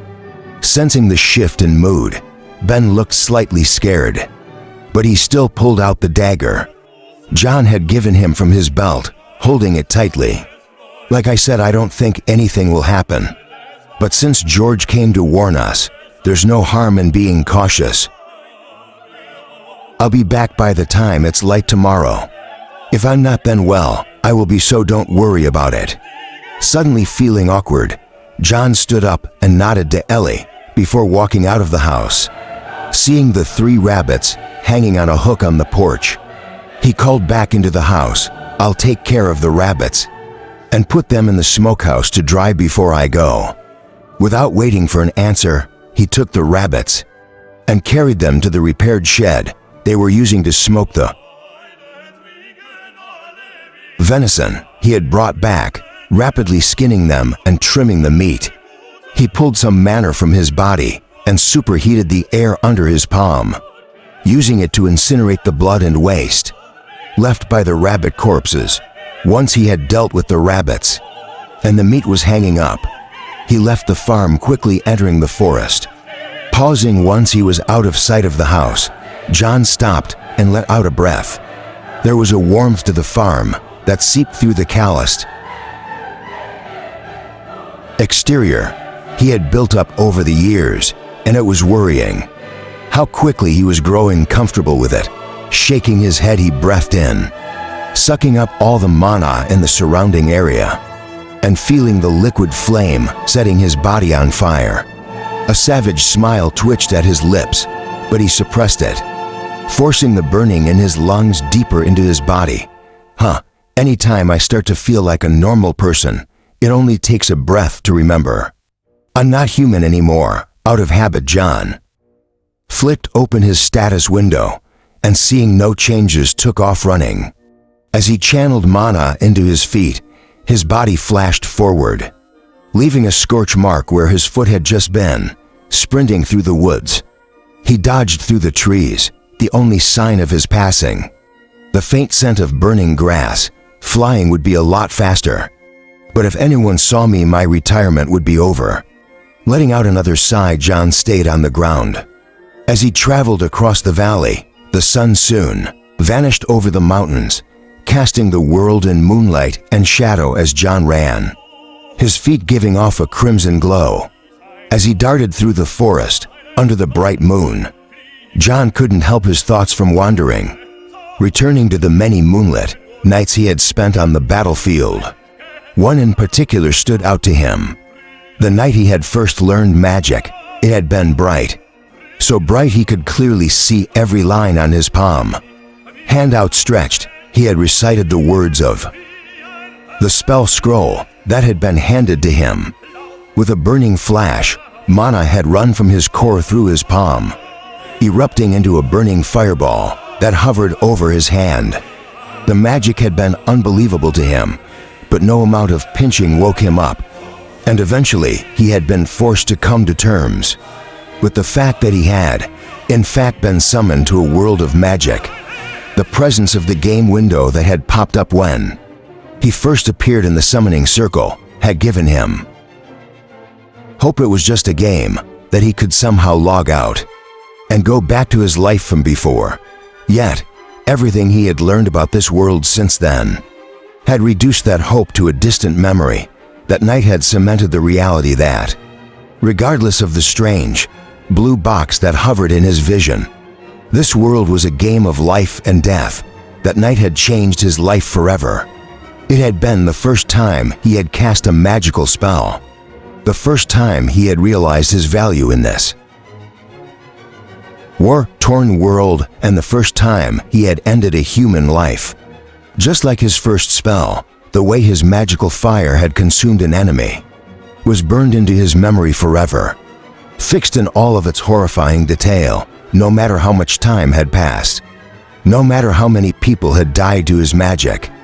That death stood out. It had been an enemy scout who had been watching him from the shadows and saw him cast the spell. Whether it was greed or fear that caused the scout to jump out, John would never know. But in the wild scramble that followed, the scout was hit with that same fireball John had conjured and was reduced to little more than a screaming cinder. The screaming only stopped when one of the captains, who had rushed over to see what the commotion had been, about put a sword through the scout's heart, mercifully ending his suffering. Shaking the morbid memories from his head, John took stock of where he was. After traveling for 2 hours, he had arrived at the foot of the western mountains. Cliffs rose high into the air, stretching north and south along the edge of the valley, broken by the occasional gorge or rock slide. Finding the 3 peaks he had picked as landmarks, John oriented himself to the northwest and advanced until he was stopped by a tall cliff. According to the map, the stone quarry was on the other side of the mountain that loomed high over the cliff. This would be so much easier if I could just fly. Ignoring the impulse, John crouched and pulled mana out of the air, pushing it into his arms and legs. With a leap, he shot upward, catching a protruding rock and using it to propel himself further up the cliff face. Finding a crack with his foot, he pushed off again, his body accelerating as if he were dashing across flat ground. He was a quarter of the way up the cliff before he finally paused, stabbing his hand into the bare rock to keep himself in place as he looked out over the valley. Chapter 13. I don't think I'll ever get tired of that view. Appreciating the beautiful moonlight scenery, For a moment, John let out a sigh and resumed his climb. Thanks to his mana-reinforced muscles, it only took him 5 minutes to scale the entire cliff, and soon he stood on top of it, looking up at the rest of the mountain. Pour mana into his feet again, he dashed up the slope, each step leaving a slight blackened mark. Within another half an hour, he had found the abandoned stone quarry, a giant pit that had been dug into the side of the mountain. Spotting a heavy wall of granite, John jumped down with a great leap, causing the earth to shake. Brushing off his hands, he snapped his fingers. Casting the only spell he knew, mana swirled together, forming a brilliant blue fireball that hovered over his head. With a thought, the fireball split apart, transforming into 3 smaller fireballs that spread out, filling the entire quarry with lights. They were far enough away from the farm that John wasn't worried about anyone seeing him. But just to be safe, he used mana to cover his face, forming a mask from the blue flame. With another snap, he formed another blue fireball over his hand. Reaching out, he gripped it tightly and shook his wrist, causing the flames to narrow and lengthen until they formed a straight blade that was nearly 6 feet long. With a light swing, the flame blade sank deep into the granite wall, burning through the stone like it was paper. Nodding happily, John let go of the blade and stepped back. I should have asked Ellie how big to make it. Unsure how large the new tank should be, John settled for huge. Snap. 19 more fireballs appeared in the air in front of him, spinning into flame blades before shooting into the granite wall. Stretching out his hand with 2 fingers extended, he flicked his fingers to the side, and the flame blades cut a neat rectangle into the wall. Pushing his fingers forward sent the flame blades even further into the wall, cutting out a chunk of granite that was 12 feet long, 6 feet wide, and 6 feet deep. Hearing it fall free from the mountainside with a thud, he reached out and grabbed the huge stone, his mana reinforced fingers sinking into it like it was mud. It needs to have an opening at the top to pour buckets in, and one at the bottom for getting milk out. It should also be sloped inside to keep the milk from getting trapped. At the back, let's add an opening to help with scraping the cream, too. As he thought about it, the flame blades he had created danced, carving out the interior of the box and reducing the stone to fine ash, sloping the bottom of the 12-foot by 6-foot box down to one corner. He melted a small hole for the milk to exit. Unsatisfied with that, he cut out another chunk of stone, shaping it into a cylinder and poking a hole in it to make a pipe. Gripping the end of the pipe, he heated it until the stone started to melt, and then stuck it to the massive box, using his mana to pull the stone together and suck the heat away, effectively welding it together. Just call me the Human Torch. Laughing at the utter ridiculousness of his life, John was starting to work on the top of the giant tub when the sound of rocks falling on the other side of the quarry made him turn around, eyes narrowing. He blinked and mana fluttered his eyes as he scanned across the quarry, quickly identifying the thermal signatures of 6 large creatures. Blinking his eyes again in surprise, the creatures vanished into the darkness as his sight returned to normal. Were those giants? What did Ben call them? Grim. The creatures he had seen were at least 10 feet tall, though the largest appeared closer to 12, and their hunched backs and long, muscular arms indicated they could likely be even taller if they straightened up, covered in fur, with faces that looked like a more human-looking ape. They reminded John of the legendary Bigfoot or Yeti from his original world, almost impossible to see without enhancing his eyes. He only spotted them again when they moved, heading across the side of the stone quarry to check out the light his magical flames were emitting. Keeping one eye on them as they got closer, John continued to work on his stone tub, finishing carving it out. Once he was done, he snapped, pulling the mana out of the flaming swords and allowing the superheated flames to die out. As they vanished, he turned to look at the half-dozen monsters who had arrived. This was not his first time seeing fantastical creatures since coming to this world, but since every other encounter had ended with bloodshed, he was somewhat wary, staying just out of range of the lightning being cast by the burning fireballs that hovered over John's head. The Grimm paced around, letting out soft cries as they tried to figure out what strange thing they'd encountered. The dense mana John's flames were giving off acted as a nearly irresistible draw for the large creatures, but their instinctive sense for danger was warning them that getting close was a death sentence. Finally, after much prodding from the others, the largest of the Grimms stepped into the light, its eyes squinting against the brightness, for huge tusks protruded from its bottom jaw, curving up above its top lip and nearly reaching its wide and flat nose to curling horns extended from the top of its head, and 3 sets of spiky ears constantly turned this way and that on its head. Without needing to cover his eyes with mana, John could sense the dense waves of mana the beast gave off. Like all creatures, the more mana consumed, the larger and stronger it would grow, which was what made John so attractive to it. Spotting John standing under the 3 floating flames, the large Grimm reared up, standing at its full height of nearly 16 feet, as it bared its fangs and let out a deep growl that rumbled around the quarry. Eyes narrowing, John spread his hands, palms out to show he held nothing in his hands. He had no idea if the beast would understand the action, but creatures who had consumed a lot of mana tended to be much smarter than dumb beasts, and some even had intelligence approaching that of humans. As soon as he moved, the large Grimm pulled back, its eyes darting this way and that. Obviously nervous, the beast saw that John had stopped moving and regained its courage, letting out a hooting sound. It pointed at one of the hovering flames and then slapped its hairy chest.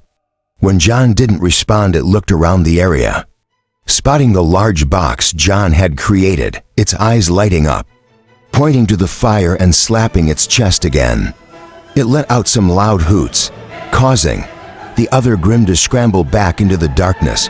For the next few minutes, it paced back and forth in a half circle, always maintaining a respectful distance from John, repeating its motion over and over as it hooted.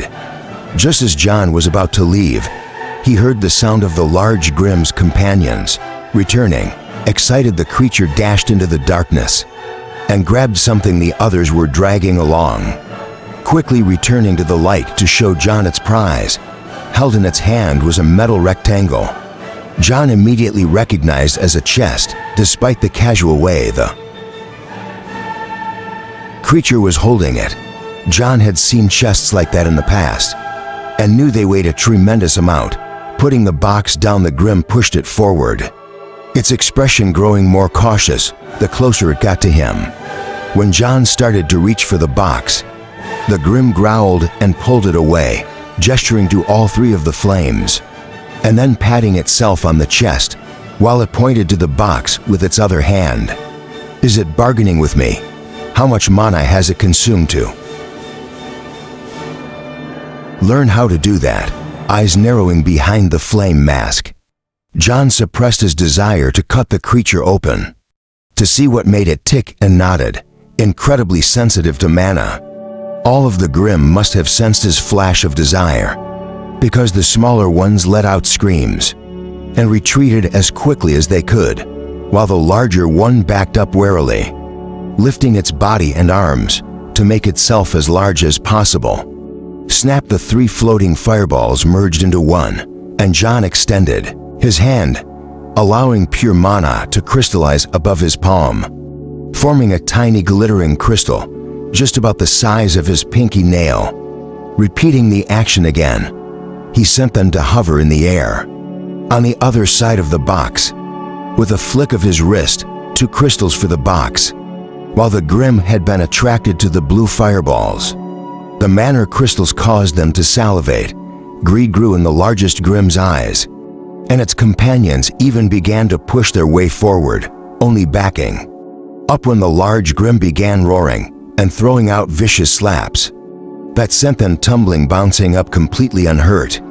The smaller Grimm roared angrily at him, but despite the fact that his eyes kept straying to the two crystals, he was unmoved, obviously, fighting his nearly overwhelming urge to grab the two condensed mana crystals and run. The large Grimm stubbornly pointed to the remaining fireball and slapped its chest.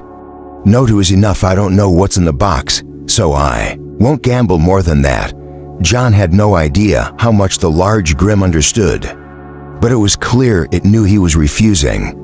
Grunting and roaring, it paced back and forth for a moment before letting out another roar, this time commanding its smaller companions to fetch something else. This time, it was only one Grimm that left, running speedily out of the quarry and into the mountains beyond. Since the creatures seemed to be smart enough to understand how to trade, John waited patiently for the creature to return. Nearly half an hour later, it was finally back, completely out of breath, collapsing to the ground. It offered up a large flower to the hulking Grimm as it lay on the ground with its tongue out. John could see the desire to eat the flower in its eyes. Despite that, it still gave the large Grimm the offering. Hooting excitedly, the big creature carefully took it and placed it on the box, stepping back and repeating its now familiar gesture. With 6 colorful petals, the flower had been pulled up from the ground, roots and all. At first, John was utterly confused, but as he examined the flower closer, his eyes grew wide. The flower was impossible to identify, but what was incredible was the mana that flowed through it. Thanks to his maxed out mana control, John found it simple to differentiate and identify the distinct mana signatures every living thing carried.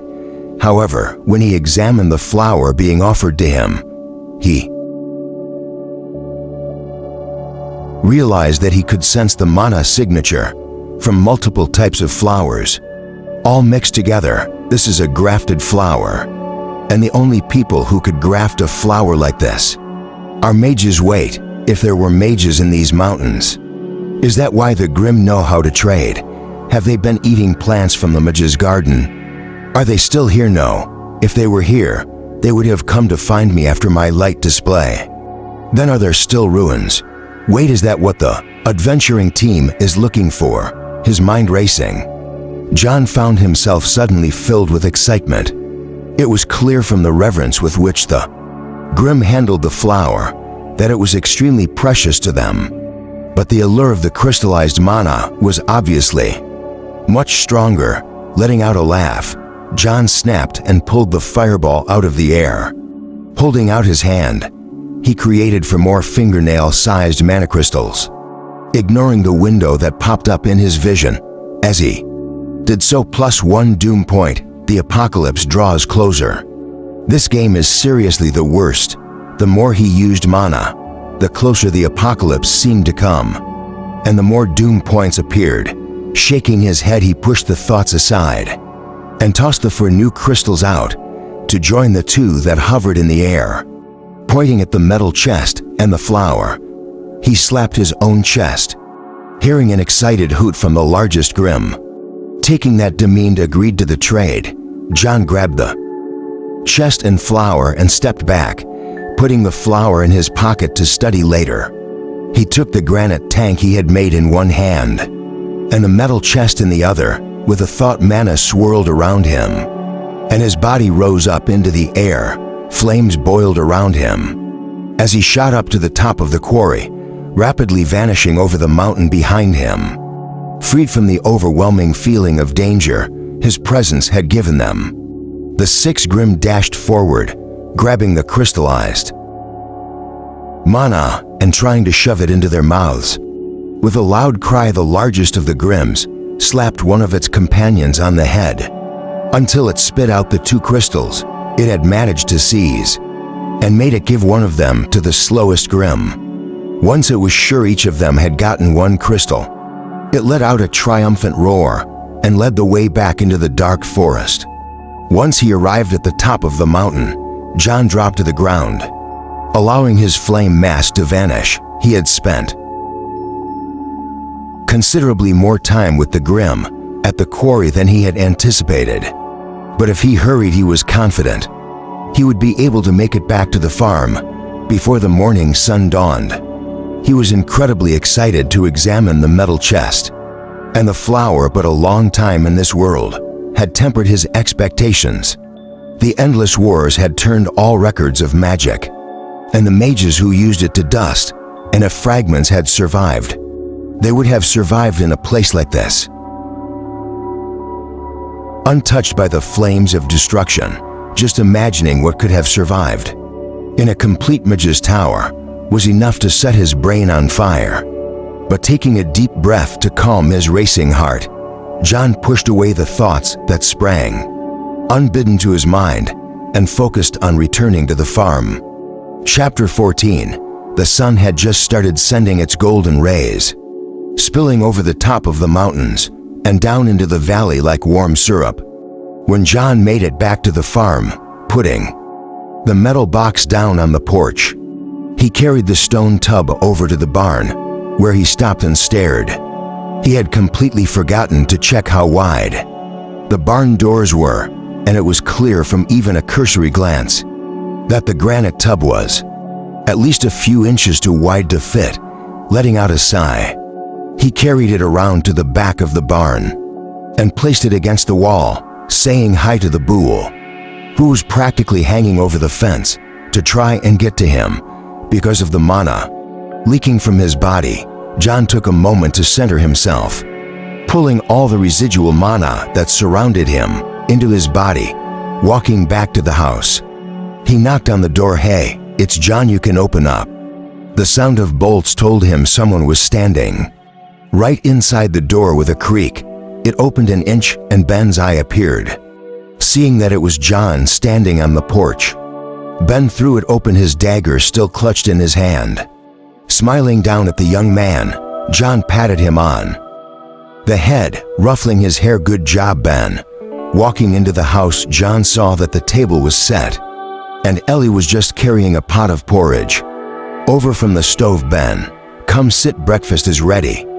Hesitating for a moment, John watched as Ben and Ellie sat down at the table. The morning sun was shining in the window, and the smell of freshly baked bread mixed with the sweet scent of porridge outside. The farm was coming to life with the sounds John had been slowly coming to recognize as the sounds of ordinary, everyday life for someone who had been locked in a constant fight for his life since the day he had arrived. There was something unnatural about life on the farm, but John had been doing his best to fit in. Hearing Ben's complaining voice and Ellie's teasing response, John was struck by the utter incongruity of the situation before him. It was a perfect representation of what life should be. For a human, safety, shelter, warm food, warm feelings, beauty and peace. It was all there, everything he had been struggling to find in this rotten world. At the table before him, there was even a place set for him. Yet there was something in him that hesitated, a small voice that resisted his efforts to take his seat at the table. The memories of the past 10 years rushed through his mind stronger this time, flooding him with incoherent scenes of war, of flame, of death. It was only with supreme effort that he stood amid the torrent of memories, keeping his mind clear. As the memories roared through him, the feeling of incongruity deepened. Having used mana all night, he was once again struck by just how frail and fragile everything was. A single exhale of the mana he was holding in his lungs would incinerate the entire building, turning Ellie and Ben to nothing but charred skeletons, buried in the ash of the farmhouse. As he blinked, his vision seemed to alternate between the two scenes. In one, everything was warm and comfortable, but the other was a raging inferno, where everything but John was consumed by magical flames. Clenching his teeth, John shook his head, ruthlessly suppressing the scene. and forcing his mind to focus on reality. As the apocalypse grew closer, he found himself struggling more and more to find his place in the world, and situations like the one he had just experienced grew more and more frequent. Despite his desperate attempts to keep everything together, he knew well the destruction he brought to the world, causing him to constantly distance himself from others. Now, however, he seemed to have inadvertently crossed the line. He had tried so hard to keep. They don't deserve to have their lives ruined. They have no idea what kind of monster I am. If they knew, they would run to the end of the world to hide. A monster that stalked the world, in the skin of a human. That was how John felt. About to turn away and go outside, John was stopped when Ellie suddenly looked up, her eyes meeting his, looking up at him from the table. Ellie's eyes held exactly the opposite of all the thoughts and feelings piling up inside of him. Her eyes showing nothing but happiness and trust. Ellie flashed him a sunny smile as she picked up his bowl and the porridge ladle. "Mr. Sutton, can I get you a bowl?" Everything seemed to freeze for a moment as John soaked in the perfect, peaceful moment, all his senses full of the wonderful vibrancy of life, the doubts that bit at his thoughts, the agonizing memories that dragged him down, the confusion that clouded his thoughts, the fear of rejection, and the pain in his heart. It all melted away like fog retreating from the sun as the moment dragged on. John felt the burning manna in his lungs melt away, leaving nothing but peace behind, taking what felt like the first breath of his life. John felt a smile creep up onto his lips. "Call me John, yes, yes please. -1 doom points." The apocalypse retreats, sitting down at the table.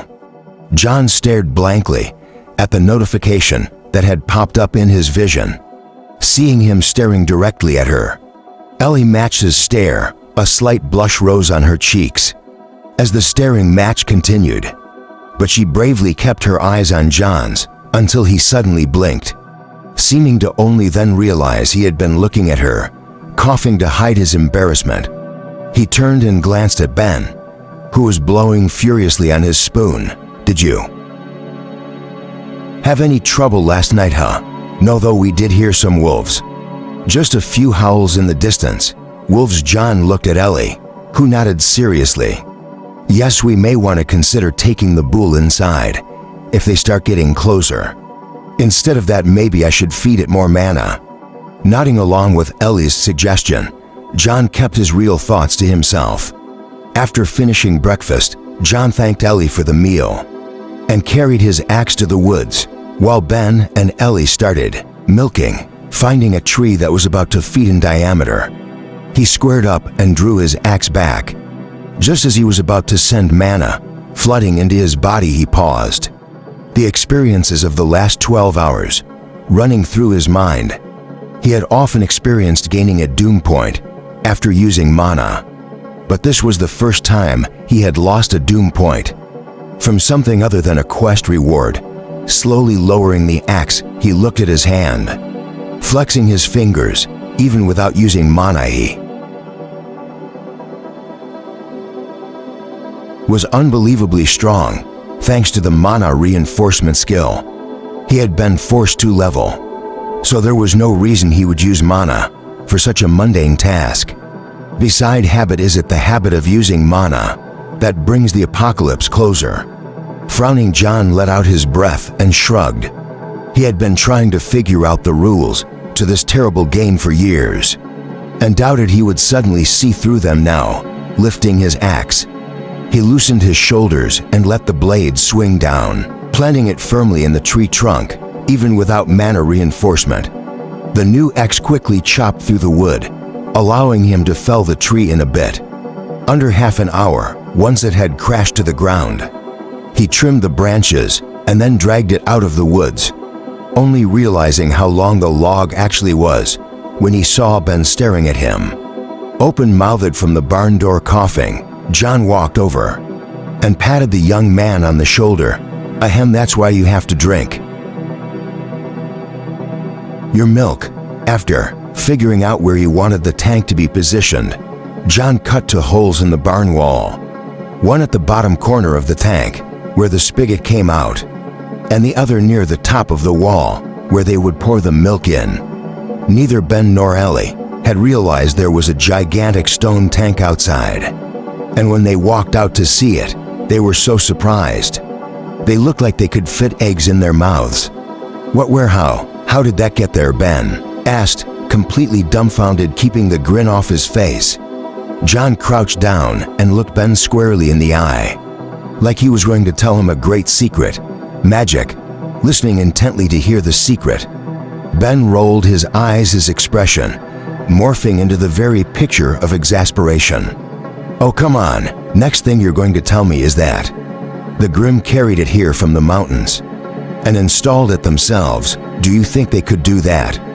John asked, stroking his chin like he was thinking, no, they're way too dumb. Maybe the Spectres could, but they're probably not strong enough. It has to weigh at least a few tons. Seriously, how did it get here? Did you hire the bandits to help you? Is that why you didn't want us to come out? Wait, but you said you weren't here. Patting the confused boy on the head again, John began sawing the large tree apart.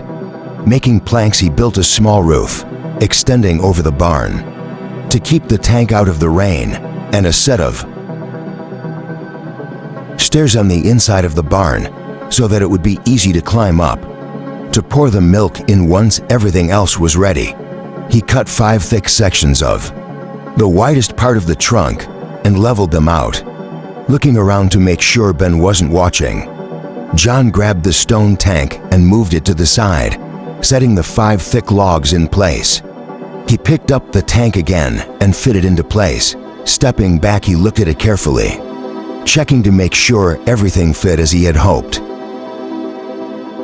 Realizing he had bumped one of the legs out of position, he took the tank down and reset the piece of the trunk back into place, pressing it down into the ground to match with the others, putting the tank back on. He nodded to himself and brushed his hands together as he turned around and froze, seeing Ellie standing at the corner of the barn, staring at him wide-eyed. "Haha, Ellie. Hey, how's it going? This is our new milk tank. It's a good bit bigger than the other one, so we shouldn't have too much trouble storing the milk." You know, even though it was obvious, Ellie was brimming with questions. From the way she looked back and forth between him and the gigantic stone tank, she only nodded. "That looks really nice. Is it one piece of stone?" "Oh yeah, it's all one piece. Come here. I'll show you inside. There's a spot for a spigot inside the barn. Before we use it, we'll need to get one from Garrett's shop, and I was thinking of getting a wire filter from him so that we can put at the top when we pour the milk in. This will make it easier if we're making cheese, because you can control the quantity exactly. I'm going to be working on training the bull for the next few days, but I thought I could make a cheese barn too. Hey, I might not know much about farming, but heavy lifting is something I can do." Taken aback, Ellie looked at John, unsure how to respond to his enthusiasm. She had never met someone who spoke so casually about things like building barns and starting businesses, while not seeming to know which end of a hoe went into the ground. Not noticing her conflicted thoughts, John gestured for her to follow him to the plot of ground he had picked for the new cheese barn. "If we put it here, you'll have easy access from the barn, so moving milk will be easy, though I'd really like to build a cart on a guided rail for that. That way, you just have to put the milk into the containers and let gravity move it into the cheese barn. You can swap the full containers for empty ones, and then it'll be light enough to pull back up to the milking barn." Lost in his ideas for how to streamline the farm's cheese production, John didn't notice that Ben had come up and was standing nearby, a strange look on his face.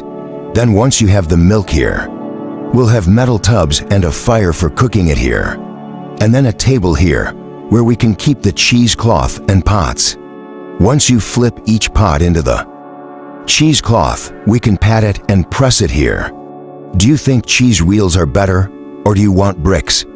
I like bricks because they slice better. Plus, we can make them larger and cut them down for resale. But people seem to be more used to wheels anyway. We'll build a rack for hanging and a shelf for aging. Do people eat aged cheese? I feel like aged cheese is great. But honestly, I don't really remember. It's been at least 6 years since I had any aged cheese. I don't remember what it tastes like at all. Oh, and here we can set up a wrapping station for packaging. When it's done, we can let these tables do double duty as butter tables. And even put a triple churner here. Have you ever seen those? We'll need to get the pieces from Garrett's shop. I wonder if we should build a forge here. It seems like we're going to need it quite a bit. Oh, I need nails too. Encouraged by Ellie, Ben spoke up hesitantly, interrupting John's stream of conscious mumbling. Mr. Sutton, huh? Oh, hey, Ben. What do you need, I think there's something wrong with the bull.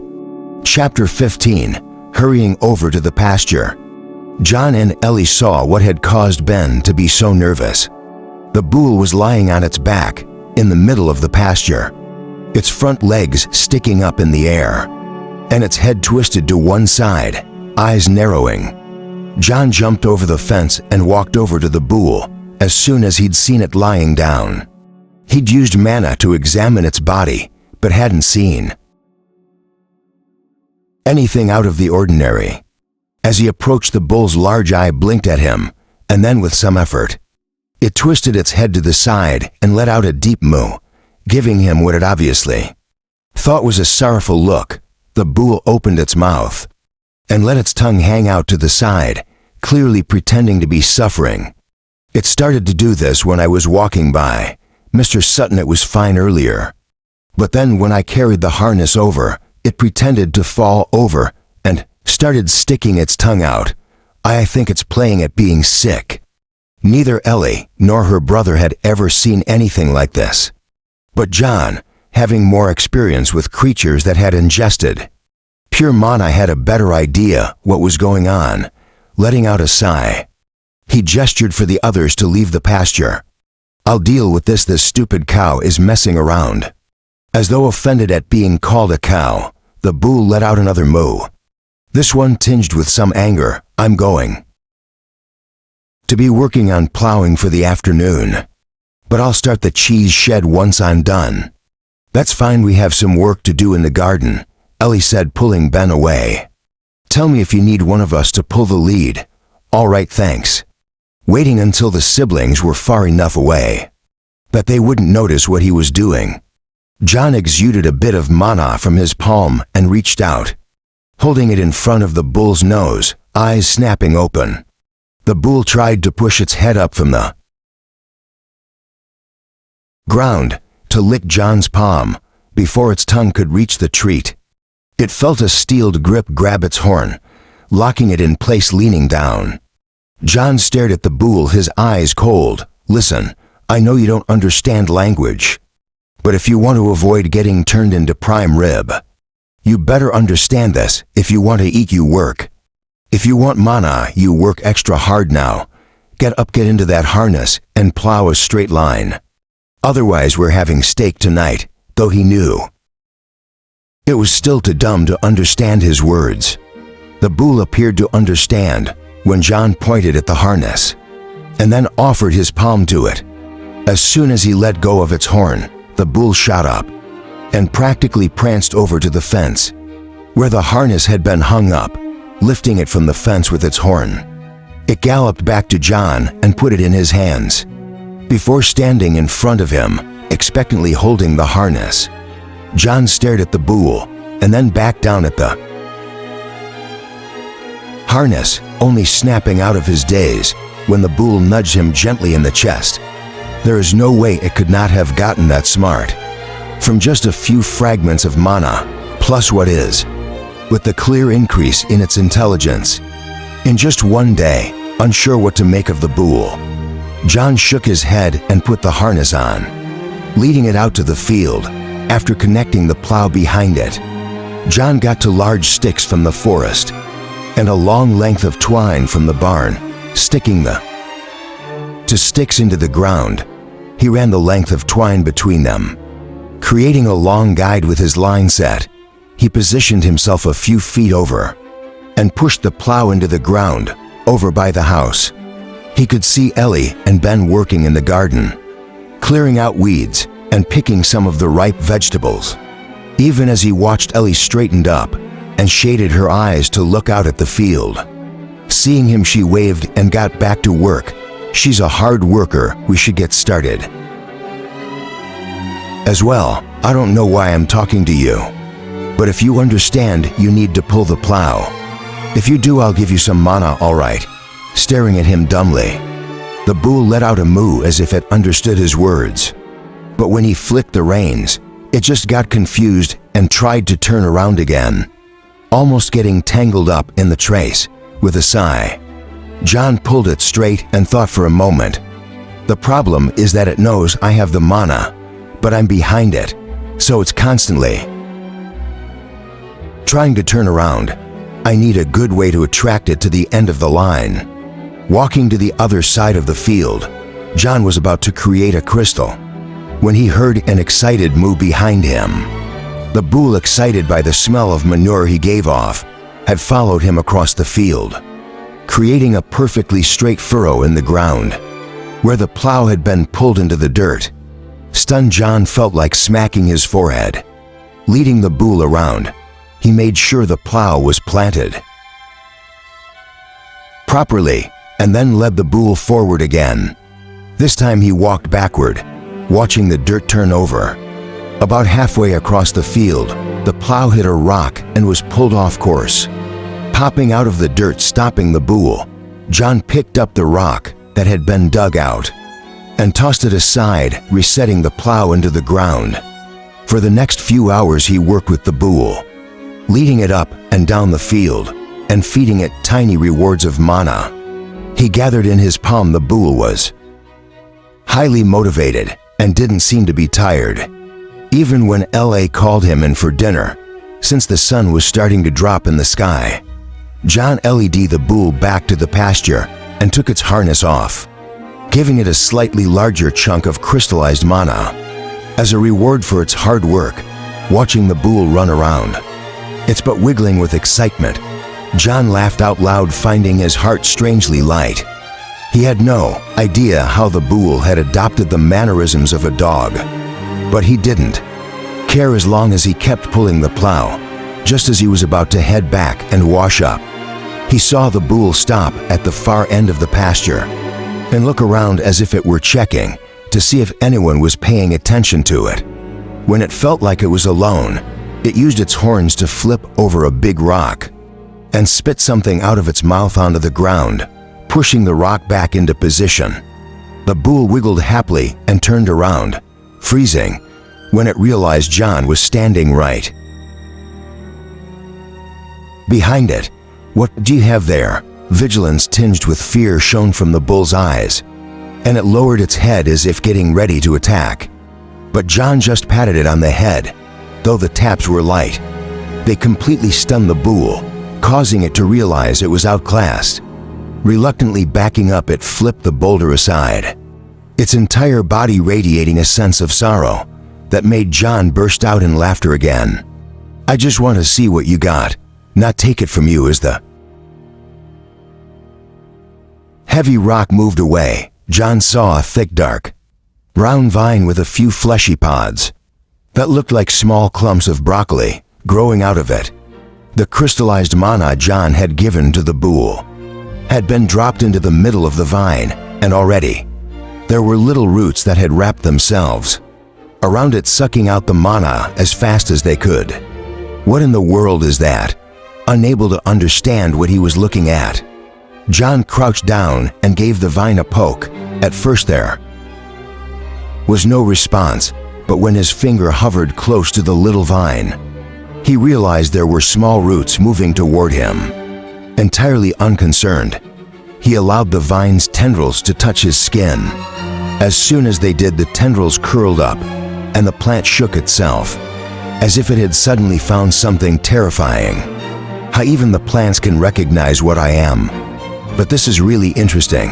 This must be what the bull has been eating. That has made it so much smarter. Hopefully there are no side effects. Greeting another small crystal of mana, John tossed it to the bull, and then moved the stone back over the plant. He waited until he was sure the bull had finished eating it, and entered the mana-drunk state, where it just sort of gazed around blankly, like it had never seen the world before. Recognizing the state of mana overflow, John just patted the bull on the head, a faint memory rising from the deepest depths of his mind. You need a name, you. Obviously like flowers, so maybe Ferdinand or maybe Ferdy so I don't get sued. Yeah, Ferdy is good. Turning away, John missed the little spark of light that burst forth in the bull's eyes as the name resounded in its head. Returning to the house, John had dinner with the siblings and then got to work on the cheese shed. While they did the evening milking, armed with a shovel, he planted it into the ground and lifted a large chunk of dirt. Over the next 2 hours, he moved like a machine, never once pausing, as he dug out a 6-foot deep pit that was 60 feet long and 40 feet wide. The dirt he moved was piled up to the side, forming a large hill that was nearly as tall as the barn. Though she wondered how each shovel full of dirt managed to reach the top of the pile without scattering. Ellie didn't say anything, just preparing a glass of cool water for John. When he had finished draining the glass, John handed it back to Ellie and spent the last few minutes of daylight cutting out some stairs leading down into the pit. Once night had fallen, he picked up the metal box that had been sitting on the porch all day and headed into his room to check it out. He could not sense any manner coming from the box itself, but it weighed at least a few hundred pounds and was made from solid metal. In the military, they had been used for storing munitions and anything that might explode, providing a layer of safety for the troops who handled them. Taking a look at the lock, he saw it was jammed and looked like it had been bashed by a rock, probably the work of that Grim.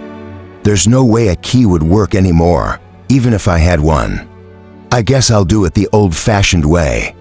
Carefully controlling his mana, John extended it from his body, forming a sphere around the chest in case it was trapped, and then grabbed the lock with his reinforced fingers, twisting it out of the metal chest and tossing it to the floor. Not sensing any change, he opened the top, revealing the contents of the chest: 2 robes once neatly folded, a book, and some pouches of meticulously labeled seeds appeared before him, causing him to sigh.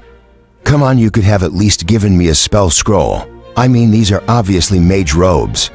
What is with all these seeds? Hold on, is that a magic lock?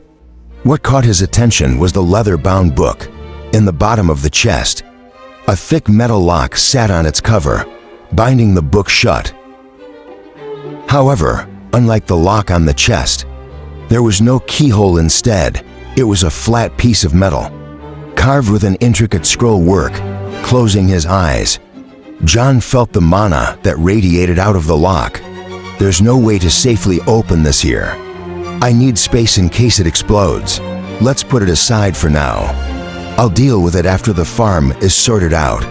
Putting everything back into the chest, he pushed it into the corner and went back to the kitchen, spending a while at the table, drawing up plans for the rest of the cheese cellar. He was planning before heading to bed. The next morning, he got up early and went into the woods to cut some trees. As he dragged the 6th giant tree trunk out of the forest, he found himself musing how much harder everything would be if he didn't have mana. Stacking the tree trunk with the others, he sharpened the saw and began to cut planks, forming a large pile of lumber, with spacers in between to allow the planks to dry properly. Looking at the stack of green wood, he glanced around and then put out his hand, concentrating on the light breeze that was blowing Instantly it grew dry and hot, like a desert wind blowing off a sand dune. As the air passed over the planks, the moisture in them was sucked out, as if they were being squeezed. Hearing a noise, John looked over and saw Furtive standing at the fence. Looking at him as he watched, the bull slowly shook his head, as if unable to believe John was using magic to speed up the drying process of the planks. Snorting, John increased the potency of the wind, drawing even more water out of the planks, only stopping when they started to creak.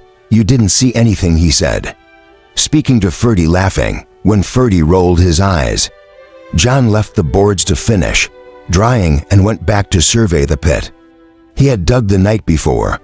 He really wanted to put down a layer of crushed stone, but the distance to the quarry was a bit far. Flying a load of stone over wouldn't be that hard, but it would also give away everything he had been trying to hide. On the other hand, taking the cart would require at least a couple days, which he could not spare. Deciding to look around for a closer source of stone, John got the harness out of the barn and walked to the pasture. "Freddy, let's go. Time to plow." He wasn't sure if the bull understood he was calling it, or just wanted to be near him and the delectable manai he carried, but Furtive ran over, snorting happily, and stood still while he buckled up the harness. "All right, we're going to practice plowing again. We've got some rows to catch up on."